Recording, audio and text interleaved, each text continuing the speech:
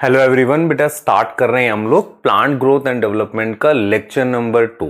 Lecture number 1 में हमने क्या पढ़ा था, अगर आपको याद हो, मैंने आपको ग्रोथ पढ़ाया था प्रॉपरली, और ग्रोथ में प्लांट ग्रोथ के क्या फीचर्स थे उसको डिस्कस किया था। उसके बाद मैंने डिस्कस किया था कि कैसे कंडीशंस होती हैं और फेजेस ऑफ ग्रोथ, और एक ग्रोथ के रेट हमने डिस्कस किए थे, उसको मैं एक आज बार फिर से डिस्कस कर रहा हूं। उसके अलावा मैंने आपको एब्सोल्यूट और रिलेटिव ग्रोथ के बारे में बताया था। एब्सोल्यूट ग्रोथ रेट और रिलेटिव ग्रोथ रेट, इसके बारे में डिस्कस किया था। तो एक बार उनको फिर से देखेंगे और फिर वहां से मूव कर जाएंगे एक टॉपिक पे जो कि समहाउ एनाटॉमी से रिलेटेड है, पर मैं यहां भी बताऊंगा। और बेटा एक कमेंट मैंने ऐसा भी देखा बच्चे का कि सर आपको एनाटॉमी पहले पढ़ानी चाहिए थी इस चैप्टर से पहले। बेटा इस तरीके से आप ड्रॉपर में कोई चैप्टर नहीं पढ़ सकते जिसका लिंक किसी दूसरे चैप्टर से ना हो। ये बहुत सारे मतलब बच्चे कहते हैं कि सर इससे पहले ये पढ़ा दो। जैसे फॉर एग्जांपल सबसे पहले ऐसा आता है कि भाई सेल पढ़ाना चाहिए, ठीक है सेल पढ़ा देते हैं, पर क्या सेल में बायोमोलिक्यूल्स के टॉपिक नहीं है, लिपिड नहीं बताना चाहिए मुझे? तो इसका मतलब पहले मैं बायोमोलिक्यूल बताऊं। जब मैं बायोमोलिक्यूल बताने लगूंगा तो बहुत सारी चीजें फिर बायोमोलिक्यूल से सेल साइकिल में जुड़ जाएंगी। अच्छा, जब मैं सेल साइकिल बताने लगूंगा तो काफी सारी चीजें किसी दूसरे चैप्टर से जुड़ जाएंगी। तो ऐसे हम कभी कोई चैप्टर पढ़ा ही नहीं सकते जिसमें दूसरे की टर्म्स ना आए। ऐसी परेशानियां ज्यादातर 11th में होती हैं जिसमें बच्चे को कुछ भी नहीं पता है। तो हम क्या करते हैं, बहुत ज्यादा ही स्लो पढ़ाते हैं ताकि हर चीज दोबारा बार बार बता रहे हैं।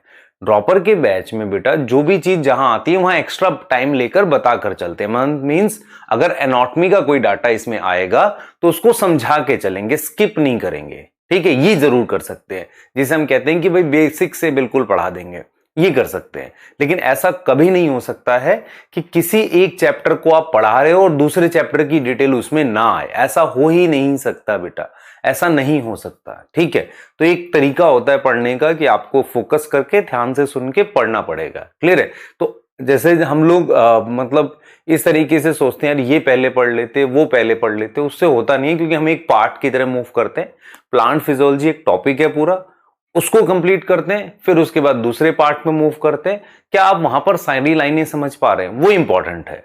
क्लियर? ऐसा नहीं होगा कि एनाटॉमी की वजह से आपको यहां पे कुछ ना समझ आए। कॉन्सेप्ट प्लांट फिजियोलॉजी का समझना है। क्लियर है चीज? ठीक है, और ये बात को बिल्कुल ध्यान रख के आराम से चलना है। अच्छा, इनकेस आपको लगे यार सर ने डाइकोट स्टैम्प बताया लेकिन वो मुझे पता नहीं चला, तो आपके पास एनसीईआरटी भी तो है भाई। क्लास 11th की एनसीईआरटी का चैप्टर नंबर 6 खोलो एनाटॉमी, उसके ट्रांसफर सेक्शन को खुद भी तो देखो यार। ऐसा थोड़ी होता आप छोटे बच्चे, बेटा फाइट करने की हैबिट डालो कि मुझे चीजों को समझ के आगे बढ़ना है। ऐसे फाइट नहीं होगी नहीं तो, ठीक है। क्लियर? अपने आप को सबसे ज्यादा जरूरी है सिलेक्शन के लिए चैनलाइज करना, अपनी एनर्जी सही डायरेक्शन में लगाना। क्या आप दिन में टाइम वेस्ट कर रहे हो वो नहीं करना, आपने पूरा का पूरा सेम डे कंप्लीट करना है। आप डेली अगर जीतते चले गए, सेम डे सिलेबस आपका कंप्लीट करते चले गए जितना कराया जा रहा है, आपकी डीपीपी के क्वेश्चंस देखो, वो क्वेश्चंस जो हैं बेटा वो ओरिजिनल क्वेश्चंस हैं जो मैं खुद भी बना रहा हूं, मतलब मैक्सिमम सारी मैं खुद बना रहा हूं। आप जैसे आज की डीपीपी के जो क्वेश्चंस है, आप क्या करो गूगल सर्च करके देखो क्या वो क्वेश्चंस आपको मतलब बाहर मिल रहे हैं। इसका मतलब हम आपके लिए एनसीईआरटी की हर एक लाइन से क्वेश्चन बना रहे हैं। तो वही डीपीपीज आज करनी है और वही एग्जाम से पहले रिवाइज करनी है। क्लियर है? ये तो मैंने बताया नहीं आपको बेटा, आपके सारे क्वेश्चन नीट के मैं आपको डीपीपी उठाता हूं, इवन उससे दिखा दूंगा कि देखो ये पूछा हुआ है यहाँ पे। मैं 100% श्योर हूं जो भी क्वेश्चंस आपके नीट में आए 2021 में, वो इवन डीपीपीज के थे, ये मैं दिखा सकता हूं इजिली। क्लियर है? मैं आपको शो भी करूंगा ये मैंने डीपीपी दी थी, आप कहेंगे ये काम भी पॉसिबल है, ठीक है। लेकिन मैं आपको सिर्फ ये कह रहा हूं कि अपना एफर्ट बढ़ाओ, effort in the sense DPP solve करो, चैप्टर एनसीईआरटी से पढ़ो, सारे कॉन्सेप्ट समझो। क्लियर? जो भी टेस्ट दिया जाता है उसको कंप्लीट करो, इतना ही करना है बस, कोई रॉकेट साइंस नहीं है बेटा आपके लिए। क्लियर है? डन। चलिए स्टार्ट करते हैं। सबसे पहले हम बेटा डिस्कस करने जा रहे हैं आज जो हमने टॉपिक पढ़ लिया था ग्रोथ के बाद, आज हम डेवलपमेंट पे बात करेंगे। और डेवलपमेंट कैसी डेवलपमेंट उसको हम डिस्कस करेंगे ना। ग्रोथ के बाद हम लोग बात करने वाले हैं डेवलपमेंट पे, और कुछ इंट्रोडक्शन रहेगा प्लांट ग्रोथ रेगुलेटर्स, मतलब हम हो सकता है प्लांट हार्मोन्स पे मूव कर जाएं। क्लियर है? अच्छा, आज का ये गोल है हमारे पास और हम टॉपिक स्टार्ट करेंगे। सबसे पहले हम एक कॉन्सेप्ट रिवीजन लेते हैं, उसी पे स्टार्ट करने वाले हैं। जरा कॉन्सेप्ट रिवीजन क्या था, 2 मिनट मेरी बात बहुत ध्यान से सुनना। मैंने आपको ये समझाया था कि ग्रोथ होती है प्लांट में, ग्रोथ में कैटाबोलिज्म और एनाबोलिज्म दोनों होता है, एनाबोलिज्म ज्यादा होता है कैटाबोलिज्म से। ये पहला पॉइंट याद आया। दूसरा पॉइंट, ग्रोथ कराने के लिए एनर्जी की जरूरत होती है क्योंकि बहुत सारी बायोसिंथेसिस चल रही होती है। बायोसिंथेसिस मतलब चीजों को हम बना रहे होते हैं, तो ग्रोथ कराने के लिए एनर्जी की रिक्वायरमेंट जरूर होगी। तीसरी चीज क्या है, ग्रोथ इरिवर्सिबल होती है। जैसे फॉर एग्जांपल स्टोमेटा है, गार्ड सेल है, गार्ड सेल का साइज बढ़कर छोटा हो जाना वो ग्रोथ नहीं है। समझ रहे हो इस बात को, वो ग्रोथ नहीं है। ग्रोथ शुड बी इरिवर्सिबल, हमेशा इरिवर्सिबल होनी चाहिए। क्लियर, इरिवर्सिबल होनी चाहिए। तो ग्रोथ शुड बी इरिवर्सिबल, ये आपके दिमाग में बैठना चाहिए। ठीक है, रिवर्सिबल नहीं होगी, इरिवर्सिबल होगी। क्लियर होगी बात। अब उसके बाद मैंने क्या बताया था, प्लांट ग्रोथ के फीचर बताए थे, क्योंकि हम एनिमल ग्रोथ और प्लांट ग्रोथ को चाहें तो कंपेयर कर लें या डायरेक्ट हम प्लांट ग्रोथ को पढ़ लेते हैं। याद करो प्लांट ग्रोथ क्या था, याद करो जल्दी से दिमाग लगाओ अपना। डिटर्मिनेट और इनडिटर्मिनेट, हमने कहा था दोनों हो सकता है प्लांट ग्रोथ, या मैं बोल सकता हूं प्लांट ग्रोथ। देखो यहां तो हेडिंग लिखी हुई इनडिटर्मिनेट एनसीईआरटी में। इनडिटर्मिनेट का मतलब होता है कि पता नहीं कर सकते कितनी होगी, डिटर्मिनेट का मतलब पता कर सकते हैं। मैं आपसे कहूं क्या लीफ का साइज मतलब कितना भी बढ़ सकता नहीं, एक साइज होता है, फ्लावर का एक साइज होता है, फ्रूट का एक साइज होता है, लेकिन प्लांट का तो काफी बड़ा साइज हो सकता है, तो इनडिटर्मिनेट हम बोल सकते हैं। ठीक है, क्लियर। तो इनडिटर्मिनेट किसके लिए, एज अ प्लांट होल या प्लांट के कुछ पार्ट्स के लिए। डिटर्मिनेट किसके लिए, प्लांट के कुछ पार्ट्स के लिए। फिर मैंने कहा था प्लांट ग्रोथ ओपन होती है। ओपन का मतलब होता है नए सेल्स हमेशा ऐड होते रहते हैं। क्लियर है, क्लियर, ये चीज समझ आ रही है। और प्लांट में जो डिवीजन होती है फिक्स लोकेशन पर होती है। एपिकल मेरिस्टेम जो होती है, एपिकल एपिकल अब आपको बेटा ये नहीं पता स्टेम के टिप पर एपिकल मेरिस्टेम, ये तो बहुत खराब चीज है, जेन्युइनली बता रहा हूं बेटा। आपको जरूरत है चीजें बहुत ध्यान से सुनने की। ये भी चीज मैंने कहा था किसी स्टेम के टिप पर एपिकल होती है, बीच में इंटरकैलरी, तो इन दोनों से प्राइमरी ग्रोथ होती है। ठीक है, उसके बाद गर्थ बढ़ाना, चौड़ाई बढ़ाने को हम क्या बोलते हैं, सेकेंडरी ग्रोथ बोलते हैं। और उसके लिए कौन सी कैम्बियम काम करती है, वास्कुलर कैम्बियम और कॉर्क कैम्बियम काम करती है। आज उसकी डिटेल भी बताऊंगा आपको मैं। ठीक है, क्लियर। उसके बाद आपको यह समझाया था कि ग्रोथ को प्रोटोप्लाज्म इंक्रीज हो उस तरीके से मेजर करना बहुत मुश्किल है। क्लियर है, तो कैसे करोगे, उस प्रोटोप्लाज्म के बढ़ने से क्या ग्रोथ हुई। जैसे फॉर एग्जांपल भाई मैं कहता हूं आपकी ग्रोथ हो रही है, तो आपकी ग्रोथ एग्जैक्टली सेल के नंबर बढ़ने से हो रही है या सेल का साइज बढ़ने से हो रही है। क्या मैं आपकी बॉडी में सेल के नंबर काउंट कर रहा हूं, नहीं, मैं देख रहा हूं कि आपकी हाइट बढ़ रही है, तो उस सेल का नंबर बढ़ने से हाइट बढ़ रही होगी, तो उसे हम हाइट के थ्रू मेजर कर लेंगे। तो हाइट हो गया, वेट हो गया, फ्रेश वेट, ड्राई वेट। अब फ्रेश वेट क्या होता है, आपने एक लीफ तोड़ी, अब उस लीफ को तोड़ते ही मेजर किया, उसे फ्रेश वेट कहते हैं। उसमें से पानी निकल गया, उसे हम क्या बोल देते हैं बेटा, ड्राई वेट बोल देते हैं। तो ये तरीके हैं ग्रोथ को मेजर करने के। और मैंने आपको कहा था पॉलन ट्यूब में जो ग्रोथ मेजर करते हैं, increase in length of pollen tube, ऐसे मेजर करते हैं। याद आ रहा है आपको, increase in length of pollen tube, इस तरीके से हम मेजर करते हैं। अब ये ग्रोथ को मेजर करने के तरीके हो गए हमारे पास, जो हमने आपको बताया, increase in length of pollen tube. अब मेरी बात बहुत ध्यान से आप सुनेंगे जो मैं अब बोलने वाला हूं। मैंने कहा कि ठीक है हम ग्रोथ ऐसे मेजर करेंगे। फिर मैंने आपको एक बात बोली थी कि यार जब कोई बच्चा बढ़ता है ना, कोई जब बच्चा बढ़ता है तो हम ऐसा नहीं कि उसको ऑब्जर्व करते हैं लगातार, देखो अब ये बढ़ रहा है, ऐसे नहीं। हम अलग अलग एज के डिफरेंट बच्चों में होने वाले बदलाव को फेजेस का नाम दे देते हैं। ये टीन एज है, ये यंग एज है, ये एडल्ट एज है, ऐसे करके। तो इसी तरीके से एक रूट का पार्ट ग्रो कर रहा है, उसमें अलग अलग फेजेस हैं, मेरिस्टेमेटिक फेज, इलोंगेशन फेज और मैच्योरेशन फेज। मेरिस्टेमेटिक फेज के जो सेल होते हैं डिवाइडिंग होते हैं, उनका न्यूक्लियस बड़ा होता है जिसे कॉन्स्पिक्यूअस कहते हैं। कॉन्स्पिक्यूअस का मतलब होता है बड़ा। प्लांट किंगडम में एक वर्ड लिखा इनकॉन्स्पिक्यूअस, छोटा ना, कहां लिखा है चेक कर लेना, टेरिडोफाइट जहां दे रखा है, क्लियर, टेरिडोफाइट जहां दे रखा है उसमें लिखा होगा इनकॉन्स्पिक्यूअस, प्रोथैलस के बारे में। ठीक है, छोटा कहते हैं उसे, है ना। ठीक है, तो हमने यही चीज आपको बताई कि कॉन्स्पिक्यूअस न्यूक्लियस होगा, डेंस साइटोप्लाज्म होगा, सेल वॉल प्राइमरी होगी, है ना, सेल वॉल क्या होगी, प्राइमरी होगी। क्लियर है बात। और हमारे पास वो जो सेल है उनमें बहुत सारे क्या होंगे, प्लाज्मोडेस्मेटा कनेक्शन होंगे, बहुत सारे क्या होंगे, प्लाज्मोडेस्माटा कनेक्शन होंगे। ये किसके बारे में बताया मैंने आपको बताया ये किसके बारे में, डिवाइडिंग सेल्स के बारे में।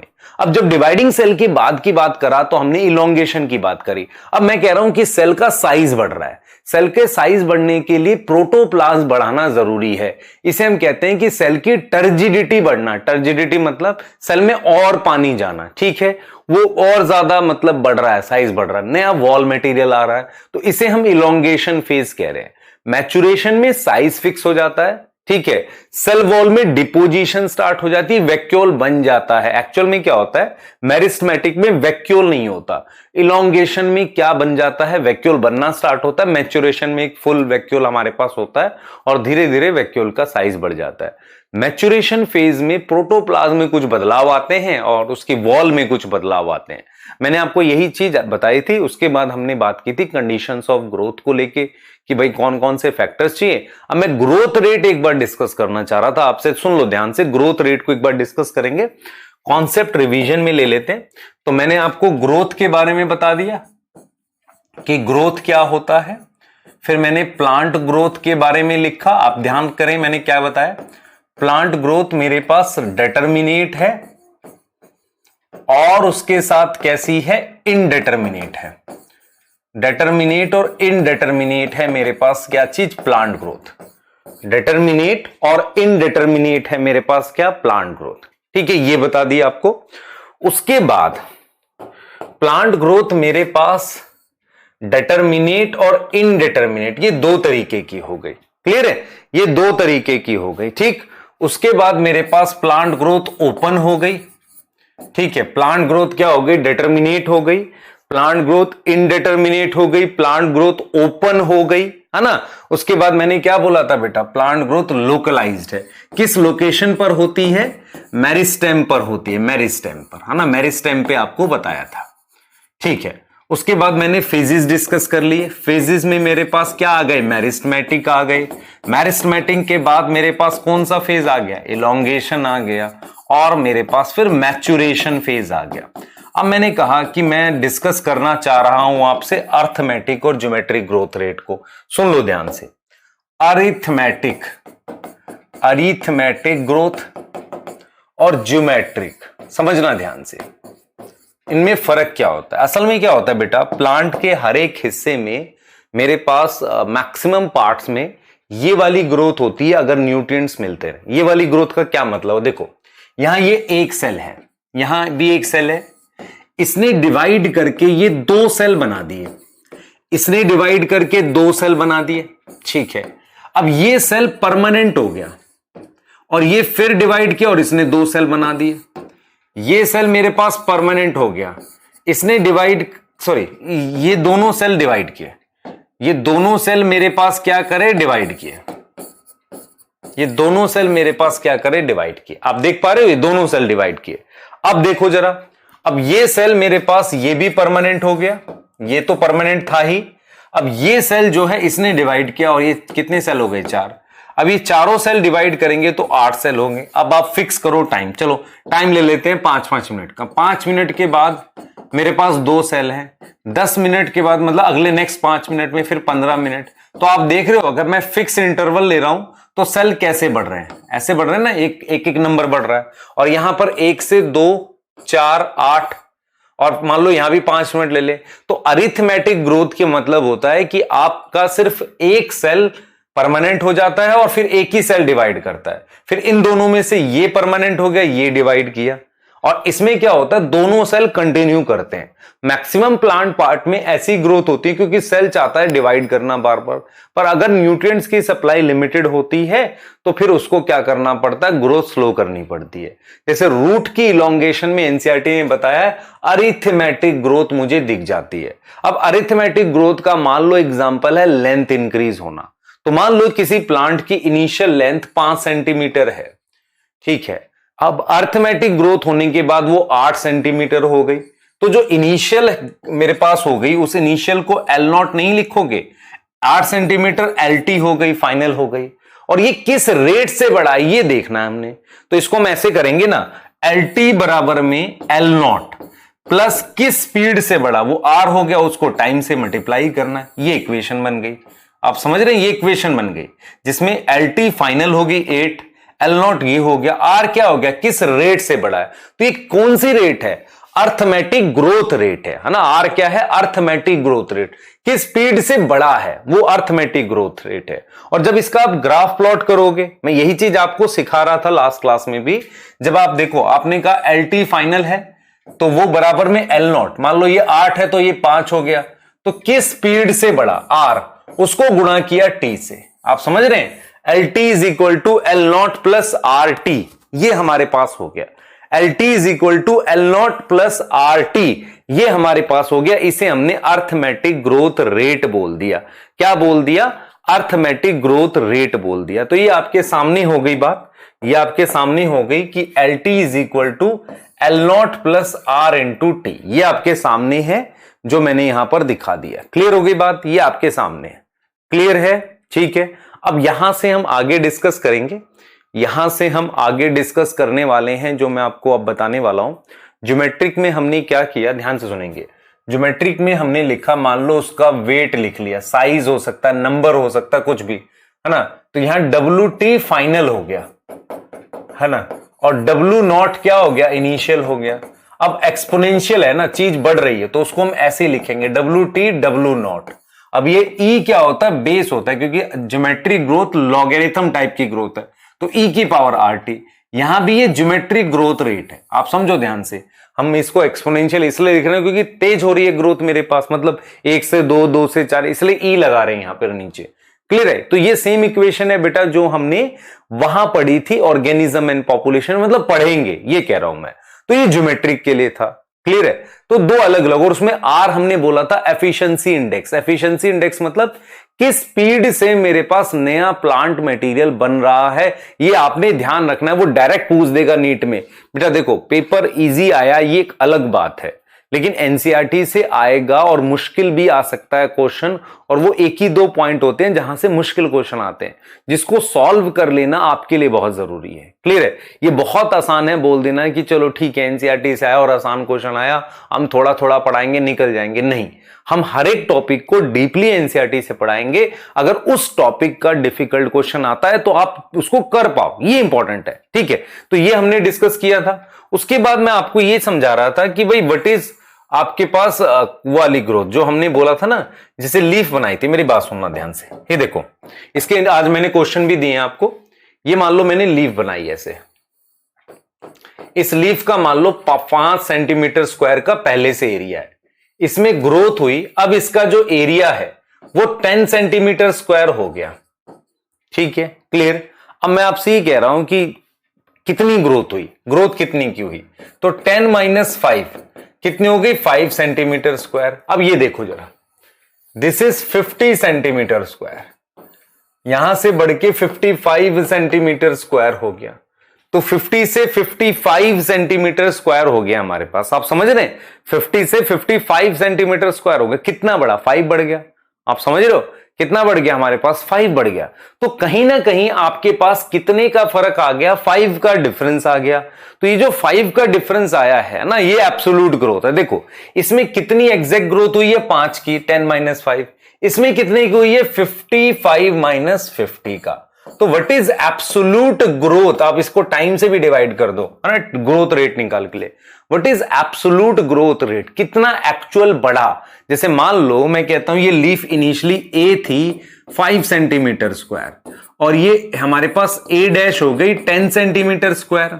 ऐसे ही मेरे पास क्या हो गई, एक लीफ थी बी थी मेरे पास कितनी 50 सेंटीमीटर स्क्वायर, और बी डैश मेरे पास कितनी हो गई 55 सेंटीमीटर स्क्वायर। तो बढ़ा कितना, 5 का बढ़ा ना दोनों में। तो this is known as absolute growth rate. Absolute growth rate ये एक और तरीका होता है ग्रोथ को देखने का। हमने अर्थमेटिक और ज्योमेट्रिक देखा, उसके बाद एक तरीका और होता है कि व्हाट इज एब्सोल्यूट, कितना एग्जैक्टली बढ़ा। अब फिर मैं मान लो रिलेटिव की बात कर लेता हूं। अब मान लो मैं कहता हूं इन दोनों में रिलेटिव निकालो, तो रिलेटिव कैसे निकालोगे आप बताओ जरा। 10 माइनस 5 कितना बड़ा, 5। तो इंक्रीज अपॉन में इनिशियल, इंक्रीज अपॉन में इनिशियल 100 से मल्टीप्लाई करो, परसेंटेज आ जाएगी रिलेटिव ग्रोथ की। तो रिलेटिव ग्रोथ इंक्रीज कितना हुआ है, 5 का, इनिशियल कितना था 5। तो 5 अपॉन में 5 इंटू 100 करोगे तो कितना आ जाएगा बेटा? 100% आ जाएगा। आप देख पा रहे हो? इसमें क्या करोगे? 5 अपॉन में कितना लिख रहे हो? 50 लिख रहे हो, क्योंकि इंक्रीज कितने का है? 5 का। 50 कितना? इनिशियल। तो मेरे पास इंटू 100 तो कितना आ गया मेरे पास? 10% आ गया। तो ये चीज आपको समझ आनी चाहिए, ये रिलेटिव है। आप रिलेटिव का मतलब होता है कंपैरिजन। देखो, अगर 5 से 10 बढ़ा तो 5 बढ़ा, 50 से 55 बढ़ा तो भी 5 बढ़ा, लेकिन एग्जैक्ट इंक्रीज कितना हुआ परसेंटेज वाइज, जिसे रिलेटिव कहते हैं। रिलेटिव किस पे निकालते? इनिशियल पे। एब्सोल्यूट तो होता है कितना बढ़ा। तो आपको यह समझ में आना चाहिए कि अगर लीफ दोनों के इनिशियल एरिया अलग है, देखो इससे क्वेश्चन कैसे आ सकता है। Two leaf having different initial area can if have same absolute growth they should have different relative growth. दो लीफ जिनके इनिशियल एरिया सेम है, उनका एब्सोल्यूट ग्रोथ क्या होगा? मान लो अगर सेम दे रखा है तो रिलेटिव ग्रोथ अलग अलग होगा। ये चीज समझ में आ रही है? ये क्लियर है? ठीक है। तो एब्सोल्यूट ग्रोथ और रिलेटिव ग्रोथ को आपने बिल्कुल अपने दिमाग में छाप लेना है कि एग्जैक्टली होता क्या है। अगर कितना बड़ा वो एब्सोल्यूट है, कितना बढ़ा अपॉन में इनिशियल, मतलब उससे डिवाइड कर दे, कितने पर बढ़ा, उसे रिलेटिव कहते हैं। क्लियर है? और फिर मैंने बेटा इसको एब्सोल्यूट को अप्लाई किया था किस पे? मतलब अरिथमेटिक पे कैसे अप्लाई किया था मैं दिखाता हूं आपको। मैंने आपको यह कहा था कि मान लो 1 से 2 सेल हो गए, 3 हो गए, 4 हो गए, 5 हो गए।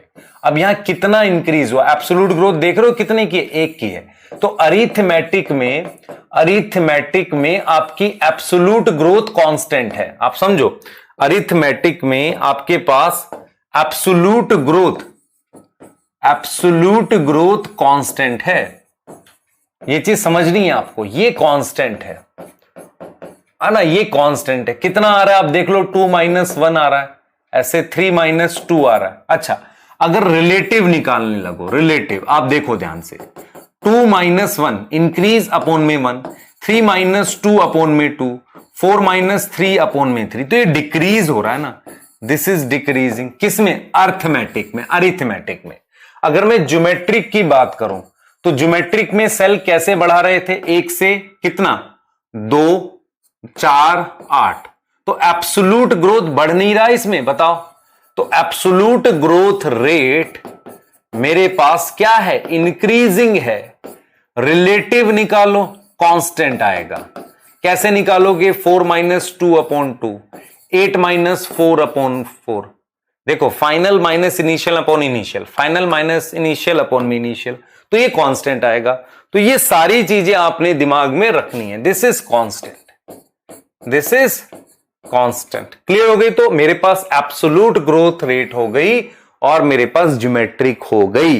ये चीजें आपने दिमाग में बैठा ली। एब्सोल्यूट और ज्योमेट्रिक, मतलब एब्सोल्यूट और रिलेटिव क्या होगा? इसमें एब्सोल्यूट कांस्टेंट है, रिलेटिव डिक्रीजिंग है। इसमें एब्सोल्यूट इंक्रीजिंग है और रिलेटिव कांस्टेंट है। इसीलिए एनसीईआरटी ने क्या किया था? रिलेटिव ग्रोथ रेट नाम रखा था किसका? आर का। ज्योमेट्रिक का जो आर था ना, उसको रिलेटिव रखा था। क्लियर है? तो ये चीज हमने ध्यान रखना है, और ये मतलब यहीं से बेटा इसको करना आपने। ठीक है, यहां से अब मैं एक टॉपिक बताने जा रहा हूं, जिस टॉपिक का नाम डिफरेंशिएशन, डी डिफरेंशिएशन, रीडिफरेंशिएशन, ऐसे करके एक टॉपिक है जिसको हम डिस्कस करने जा रहे हैं आपसे। और ये इससे पहले थोड़ा सा एनाटॉमी की डिटेल बताएंगे जो जरूरी है। ठीक है, और जो मैं चाहता हूं कि हमेशा बताऊं आपको मैं किसी भी टॉपिक की स्टार्टिंग में, है ना। डिफरेंशिएशन, डी डिफरेंशिएशन, अब ये तो वर्ड है बेटा, एंड रीडिफरेंशिएशन। देखो, कोई एनसीईआरटी की लाइन नहीं छूटनी चाहिए और असाइनमेंट आपको ऐसा मिलना चाहिए जो एनसीईआरटी 100% कवर कर रहा हो आपकी, ताकि आपकी वहां से भी प्रैक्टिस हो जाए, है ना, वो भी जरूरी है। ठीक है, चलिए, हमने ये 3 टर्म्स के बारे में पढ़ना है, ध्यान से सुनना। Differentiation, D differentiation, रीडिफरेंशिएशन। ठीक है, ये क्या वर्ड होते हैं? डिफरेंशिएशन वर्ड अगर आपको नहीं पता तो एक सिंपल सा मीनिंग होता है डिफरेंशिएशन का, कि मेरे पास, ध्यान से सुनेंगे, मेरे पास ये डिवाइडिंग सेल्स हैं, ये मेरे पास कैसे सेल्स हैं? डिवाइडिंग सेल्स हैं। अब आपको पहली बात यह समझनी है कि प्लांट में जो डिवाइडिंग सेल्स का ग्रुप होता है, डिवाइडिंग सेल्स का ग्रुप होता है, उसके लिए क्या वर्ड यूज करते हैं? मेरिस्टेम। क्या वर्ड यूज करते हैं? मेरिस्टेम। क्या लेते हैं वर्ड? मेरिस्टेम। अगर उन सेल्स का रोल फिक्स हो जाए, उन सेल्स का क्या हो जाए बेटा? रोल फिक्स हो जाए। रोल कैसे फिक्स होगा? मैं रिपीट कर रहा हूं, डिवाइडिंग सेल्स का क्या हो जाए? रोल फिक्स हो जाए। रोल कैसे फिक्स होगा? मतलब एक तो उसका मैं कह रहा हूं कि उसका साइज मान लो फिक्स हो गया और उसका रोल फिक्स हो गया कि भाई वो ये काम करेगा, है ना। मान लो ये हो गया, तो ये मान लो एपिडर्मिस का सेल बन गया, तो इसे हमने क्या बोल दिया? इस प्रोसेस को हमने क्या नाम दे दिया? डिफरेंशिएशन नाम दे दिया। तो हमेशा याद रखें, एक चीज समझे ध्यान से, डिवाइडिंग सेल का अगर रोल फिक्स हो जाता है तो उसे डिफरेंशिएशन कहते हैं। मतलब अब उसने क्या काम करना है ये पक्का हो गया कि भाई ये काम करेगा। और कैसे होता है कि उसकी वॉल में डिपोजिशन कंप्लीट हो गई, उसके प्रोटोप्लाज्म में जो चेंजेस होने थे वो हो चुके हैं, अब वो जो काम करेगा उसको बता दिया गया भाई तूने ये काम करना है। इसे डिफरेंशिएशन कहते हैं। तो डिफरेंशिएशन वगैरह समझने के लिए मैं प्लांट में आपको कुछ चीजें बता रहा हूं, पहले सुन लो ध्यान से। आपने सबसे पहले एक वर्ड देखो, मैं जो बेसिक्स यहां लिखूंगा आपने वो समझना है, और वही एनाटॉमी के लिए आपको बेसिक इस चैप्टर के लिए चाहिए था, इससे ज्यादा नहीं चाहिए था। तो आपको पैनिक नहीं करके ध्यान से सुनना है। सबसे पहले, क्या आपको ये वर्ड का मतलब समझ में आया? मेरिस्टेम। मेरिस्टेम क्या बताया? मेरिस्टेम का मतलब क्या बताया मैंने? सोचो, मैंने बताया मेरिस्टेम का मतलब होता है group of dividing cell. What is meristem? Group of dividing cell. Dividing cell का जो ग्रुप है, ग्रुप ऑफ डिवाइडिंग सेल को मैंने क्या नाम दे दिया? मेरिस्टेम नाम दे दिया। मतलब ऐसे सेल जो डिवाइड कर रहे थे उनको मैंने क्या नाम दे दिया बेटा? मेरिस्टेम का नाम दे दिया, है ना। ग्रुप ऑफ डिवाइडिंग सेल्स मैंने मेरिस्टेम का नाम दे दिया। दूसरा पॉइंट, मेरिस्टेम दो तरह की होती है बेटा। मेरिस्टेम जो होती है मेरे पास दो टाइप की होती है। किस बेस पर बता रहा हूं? एक मेरिस्टेम जो शुरुआत से प्लांट में प्रेजेंट होती है उसको हम प्राइमरी मेरिस्टेम कहते हैं। प्राइमरी मेरिस्टेम, ठीक है। एक जो बाद में बनती है उसको हम सेकेंडरी मेरिस्टेम कहते हैं। क्लियर? कोई डाउट नहीं रखना। हमारे पास दो तरह की मेरिस्टेम है, एक होती है प्राइमरी और एक होती है सेकेंडरी। अब ये शुरुआत से प्रेजेंट होने का मतलब क्या है मैं आपको बताता हूं। प्लांट में लाइफ कैसे प्रेजेंट थी आप बताओ मुझे। प्लांट में लाइफ प्रेजेंट थी जाइगोट की फॉर्म में। जाइगोट ने एम्ब्रियो बनाया, तो जब एम्ब्रियो से प्लांट बना उसी समय से जो मेरिस्टेम प्रेजेंट है, जो शुरुआत से प्लांट के अंदर प्रेजेंट है, उसको हम कहते हैं प्राइमरी मेरिस्टेम। तो it is present from starting. From starting, plant में स्टार्टिंग से प्रेजेंट है। ये जो मेरिस्टेम है ये appear later in life of plant. Appear later, later का मतलब होता है प्लांट के अंदर वो लेटर बाद में आती है, उसे हम कौन सी मेरिस्टेम कहते हैं? सेकेंडरी मेरिस्टेम कहते हैं। क्लियर हो गई बात? तो मैं रिपीट करूंगा, what is meristem? Meristem is group of dividing cell. Meristem की दो टाइप होती है। किस बेस पर? कहां से आया? ओरिजिन के बेस पर। तो मैंने किसके बेस पर लिखा? On the basis of origin. On the basis of origin लिख दिया। मैंने लिखा दो टाइप की होती है, एक होती है प्राइमरी और एक होती है मेरे पास सेकेंडरी। एक प्राइमरी मेरिस्टेम है और दूसरा मेरे पास क्या है? सेकेंडरी मेरिस्टेम है। प्राइमरी मेरिस्टेम क्या होती है? स्टार्टिंग से प्रेजेंट होती है। सेकेंडरी मेरिस्टेम क्या होती है? जो लाइफ में बाद में आती है, उसे हम सेकेंडरी कहते हैं। प्राइमरी मेरिस्टेम वो मेरिस्टेम है, सुनना ध्यान से, प्राइमरी मेरिस्टेम वो मेरिस्टेम है जो, मेरी बात सुने, प्राइमरी मेरिस्टेम वो मेरिस्टेम है जो स्टार्टिंग से प्रेजेंट है। सेकेंडरी मेरिस्टेम वो मेरिस्टेम है जो लाइफ में बाद में आती है। लाइफ में क्या होता है? बाद में आती है। क्लियर हो गई बात? बाद में कब आएगी वो एक्सप्लेन कर रहे हैं। देखो, प्राइमरी मेरिस्टेम प्लांट में जब एम्ब्रियो बनता है उसी समय से होती है।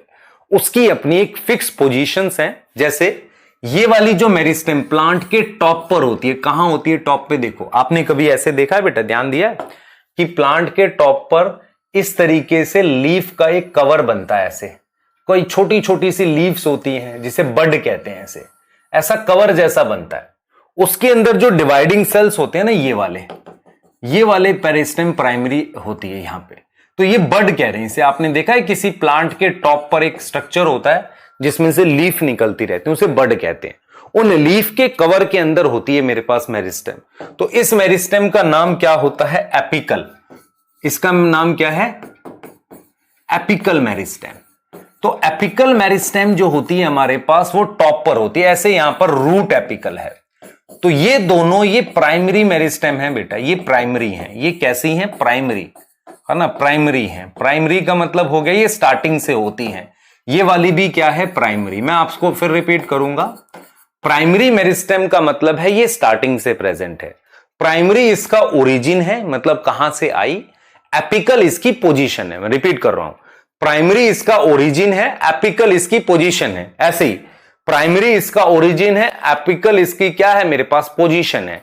ऐसे मेरे पास यहां पर जो मेरिस्टेम है उसको हम क्या नाम देते हैं? इंटरकैलरी। क्या नाम देते हैं? इंटरकैलरी।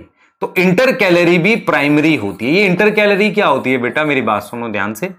इंटरकैलरी बोल लो, है ना। यहां पर एक मेरिस्टेम होती है जो लीफ के अराउंड होती है, जिससे स्टेम की लेंथ बढ़ती है बीच में से, उसे इंटरकैलरी कहते हैं।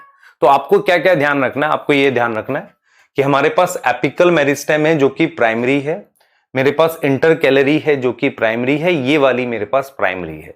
मैं रिपीट कर रहा हूं, किसी भी प्लांट में मेरिस्टेम दो प्रकार की होती हैं। एक जो प्लांट में शुरुआत में बनती है उसे प्राइमरी कहते हैं। बाद में जो ये मैच्योर रीजन है, बेसिकली स्टेम और रूट, इसमें चौड़ाई बढ़ाने के लिए आती है, उसे सेकेंडरी कहते हैं। ये बाद में आती है।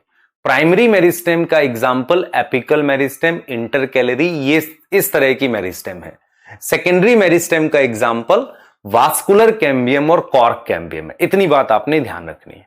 क्लियर है? वास्कुलर कैम्बियम और कॉर्क कैम्बियम है। क्लियर है ये चीज? ठीक है, ये आपके सामने होना चाहिए। तो हमने आपको क्या समझाना है? डिफरेंशिएशन समझाना है। तो उसमें पहले आपको यह समझना है कि ये जो डिवाइडिंग सेल्स है ये कौन सी मेरिस्टेम है? प्राइमरी मेरिस्टेम है। तो अगर आप प्राइमरी मेरिस्टेम, ध्यान से सुनिए बेटा, प्राइमरी मेरिस्टेम से ये परमानेंट सेल बनाते हैं। क्या बनाते हैं? परमानेंट सेल बनाते हैं। तो इस तरह के प्रोसेस को हम क्या बोलते हैं? डिफरेंशिएशन बोलते हैं। याद रहेगा ये बात?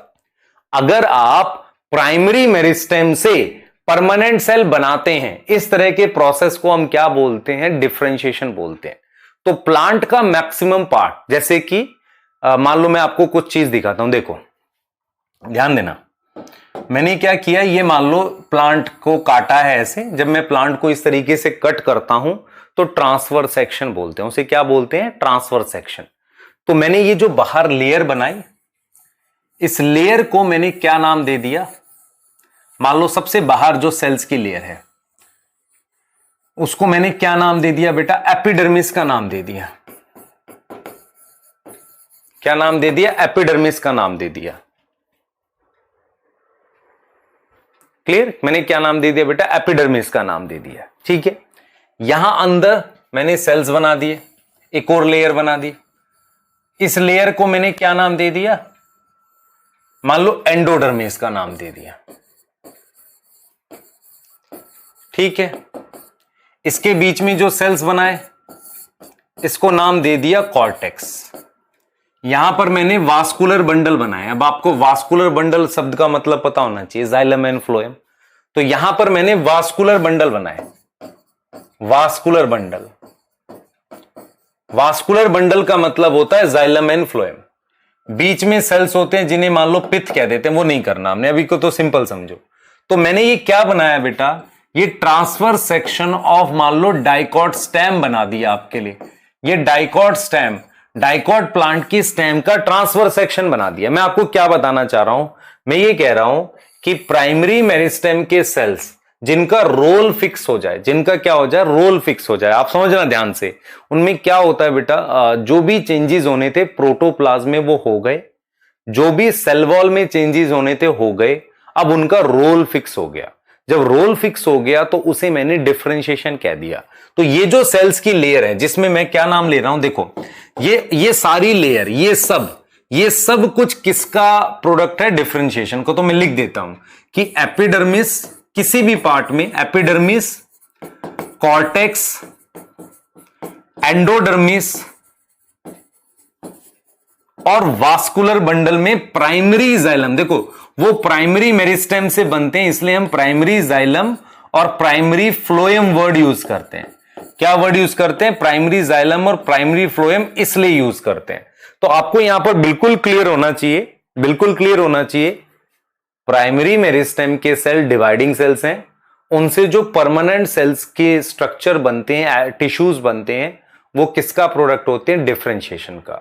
अब मैं आपको ये दिखाना चाह रहा हूं कि डिफरेंशिएशन में बदलाव क्या होते हैं। अब देखो एनसीईआरटी ने क्या बदलाव बोला है वो मैं आपको समझाने जा रहा हूं, बहुत ध्यान से सुनना बेटा। देखो मैं आपको पहले, सबसे पहले आप ये बताओ, आपको ये समझ में आया? मुझे ये तीन टर्म समझनी है, डिफरेंशिएशन, डी डिफरेंशिएशन, और मैंने यहां डी दोबारा लिख दिया, इसको री लिखते हैं। क्या लिखेंगे? री, री डिफरेंशिएशन, है ना, री डिफरेंशिएशन।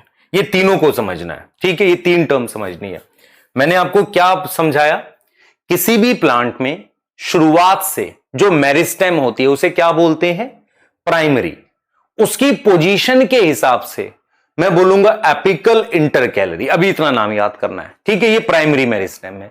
प्राइमरी मेरिस्टेम के बाद एक मेरिस्टेम जो बाद में आती है प्लांट में। बाद में कब आएगी भाई? बाद में कैसे आ जाएगी? शुरुआत से तो थी नहीं। इसका मतलब किसी परमानेंट सेल से बनेगी दोबारा उसके डिवाइडिंग होने से। उस मेरिस्टेम को हम क्या नाम देते हैं? सेकेंडरी। क्लियर है? अब हम आपको डिफरेंशिएशन बताया मैंने। डिफरेंशिएशन को मैंने कैसे बताया? मैंने कहा डिफरेंशिएशन का मतलब होता है मेरिस्टेम के सेल्स में उनका साइज और रोल फिक्स होना, परमानेंट सेल की लेयर बनेगी। जैसे मान लो मैंने एक ट्रांसफर सेक्शन बना दिया डाइकोट स्टेम का। आपके पास डाइकोट का मतलब होता है जो आसपास प्लांट है, आपके पास नीम, ये सब बड़े ट्रीज जो हैं ये डाइकोट हैं, या घास बेटा मोनोकोट होती है ना। तो या मान लो आपके पास मस्टर्ड हो गया, या आपके पास टोमेटो हो गया, ये सब डाइकोट प्लांट है। तो इनकी स्टेम काटी और देखा लेयर्स कौन सी है। सबसे बाहर वाली लेयर एपिडर्मिस, कॉर्टेक्स, एंडोडर्मिस, ये वास्कुलर बंडल है। वास्कुलर बंडल शब्द होता है किसके लिए? जाइलम और फ्लोएम के लिए। तो मेरे पास ये प्राइमरी जाइलम और प्राइमरी फ्लोएम है। तो प्राइमरी जाइलम और प्राइमरी फ्लोएम क्या है बेटा? वास्कुलर बंडल है। तो इस प्राइमरी जाइलम, प्राइमरी फ्लोएम को भी किसने बनाया? प्राइमरी मेरिस्टेम ने। तो ये सब किसके प्रोडक्ट है? ये सब किसके प्रोडक्ट है? प्रोडक्ट ऑफ डिफरेंशिएशन है। किसके प्रोडक्ट है? प्रोडक्ट ऑफ, हमारे पास क्या है बेटा? डिफरेंशिएशन है। इतनी चीज आपने ध्यान रखनी है। क्लियर हो गई बात? इतनी चीज आपने ध्यान रखनी है, ठीक है। अब थोड़ा सा और डिटेल जाते हैं यार, है ना, इतने में मजा नहीं है, और देखते हैं। देखो मैं अगर आपसे पूछूं what changes occur during differentiation, differentiation में कौन से बदलाव होते हैं? कौन से बदलाव होते हैं? ठीक है, what changes occur during differentiation, किस तरह के बदलाव होते हैं डिफरेंशिएशन में सेल के, ये आपके काम का है। ध्यान से देखना बेटा, और मैं जो पढ़ा रहा हूं वो सब एनसीईआरटी में है। मान लो ये सेल है, ठीक है, देखना ध्यान से, ये इसका मान लो न्यूक्लियस है। दिस इज सेल वॉल, आपको पता है सेल वॉल बाहर होती है, and this is plasma membrane. Cell membrane cell wall के अंदर होती है, ठीक है। इसमें हो सकता है बड़ा सा वैक्यूल भी हो। यहां जो लिक्विड है उसको हमने क्या नाम दे दिया? प्रोटोप्लाज्म दे दिया, ठीक है। क्लियर हो गई बात? अब मैं क्या कर रहा हूं, मान लो इससे परमानेंट सेल बना रहा हूं, तो परमानेंट सेल बनाते वक्त क्या हो जाएगा बेटा? इसकी सेल वॉल की एक तो अपनी शेप ऐसे फिक्स हो गई, ऐसे ये ऐसे एक शेप फिक्स हो गई। दूसरा क्या हुआ, सेल वॉल में मुझे कुछ डिपोजिशन करनी थी। वो डिपोजिशन क्या होता है बेटा? मेरे पास क्या होता है, जब शुरुआत में प्लांट में सेल वॉल बनती है उसे प्राइमरी सेल वॉल कहते हैं। बाद में क्या करते हैं, सेल के अंदर से ही केमिकल रिलीज करके उसको सेकेंडरी सेल वॉल में कन्वर्ट किया जाता है। मैं रिपीट करूंगा, प्लांट में शुरुआत में जो सेल वॉल बनती है उसे प्राइमरी सेल वॉल कहते हैं। आफ्टर दैट अगर मैं कुछ केमिकल सेल के अंदर से ही रिलीज करके उसके बाहर ऐसे लगाऊं उसी वॉल में, तो उसे सेकेंडरी सेल वॉल कहते हैं।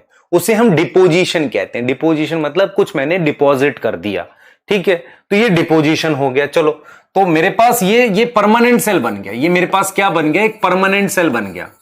क्या बन गया? परमानेंट सेल बन गया। अब ये परमानेंट सेल में ये क्या हुई है? यहां पर डिपोजिशन हो गई है ना, डिपोजिशन हो गई है। और इसका साइज मेरे पास फिक्स हो गया, ठीक है।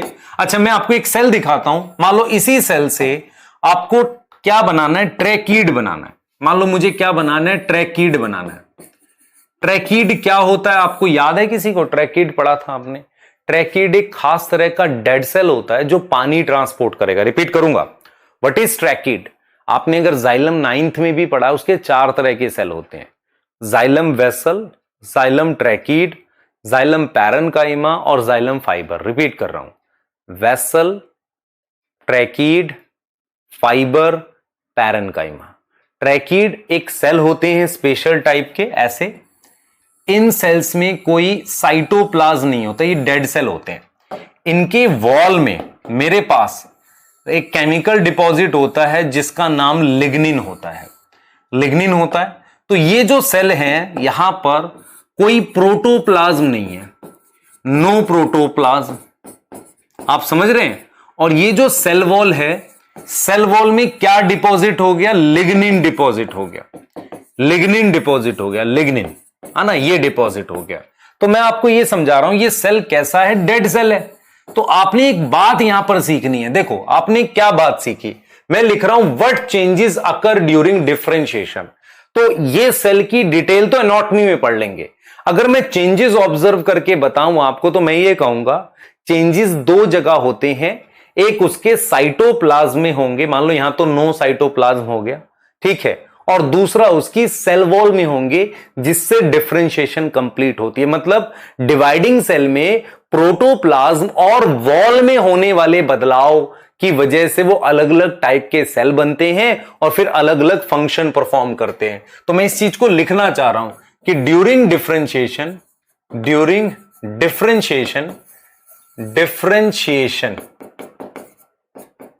क्लियर, ड्यूरिंग डिफरेंशिएशन चेंजेस किसमें होते हैं? मैं लिख रहा हूं यहां पर, ड्यूरिंग डिफरेंशिएशन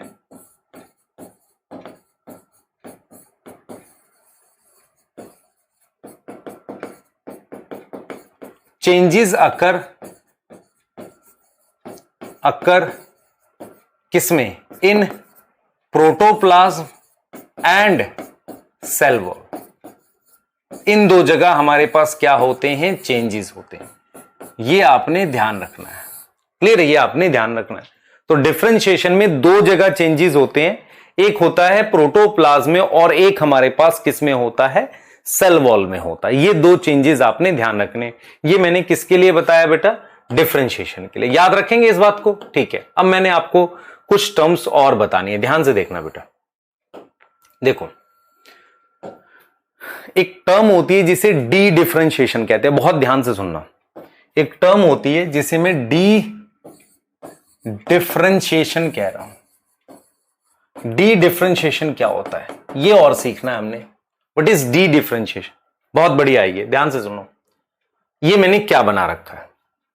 ये एक ट्रांसफर सेक्शन है डाइकॉट स्टेम का। ट्रांसफर सेक्शन मतलब, ट्रांसफर सेक्शन होता है, मैं काट कर इस तरीके से देख रहा हूं किसे? डाइकॉट स्टेम को। ठीक है, क्लियर? तो ये मेरे पास क्या है? ये मेरे पास क्या है बेटा? ट्रांसफर सेक्शन है। क्या है? Transfer section of dicot stem. Clear? Dicot stem का ये ट्रांसफर सेक्शन है। क्लियर है? ठीक है, सही। अब मैं यहां पर क्या बोल रहा हूं बेटा? अब मैं यहां पर क्या बोल रहा हूं? दिस इज एपिडर्मिस,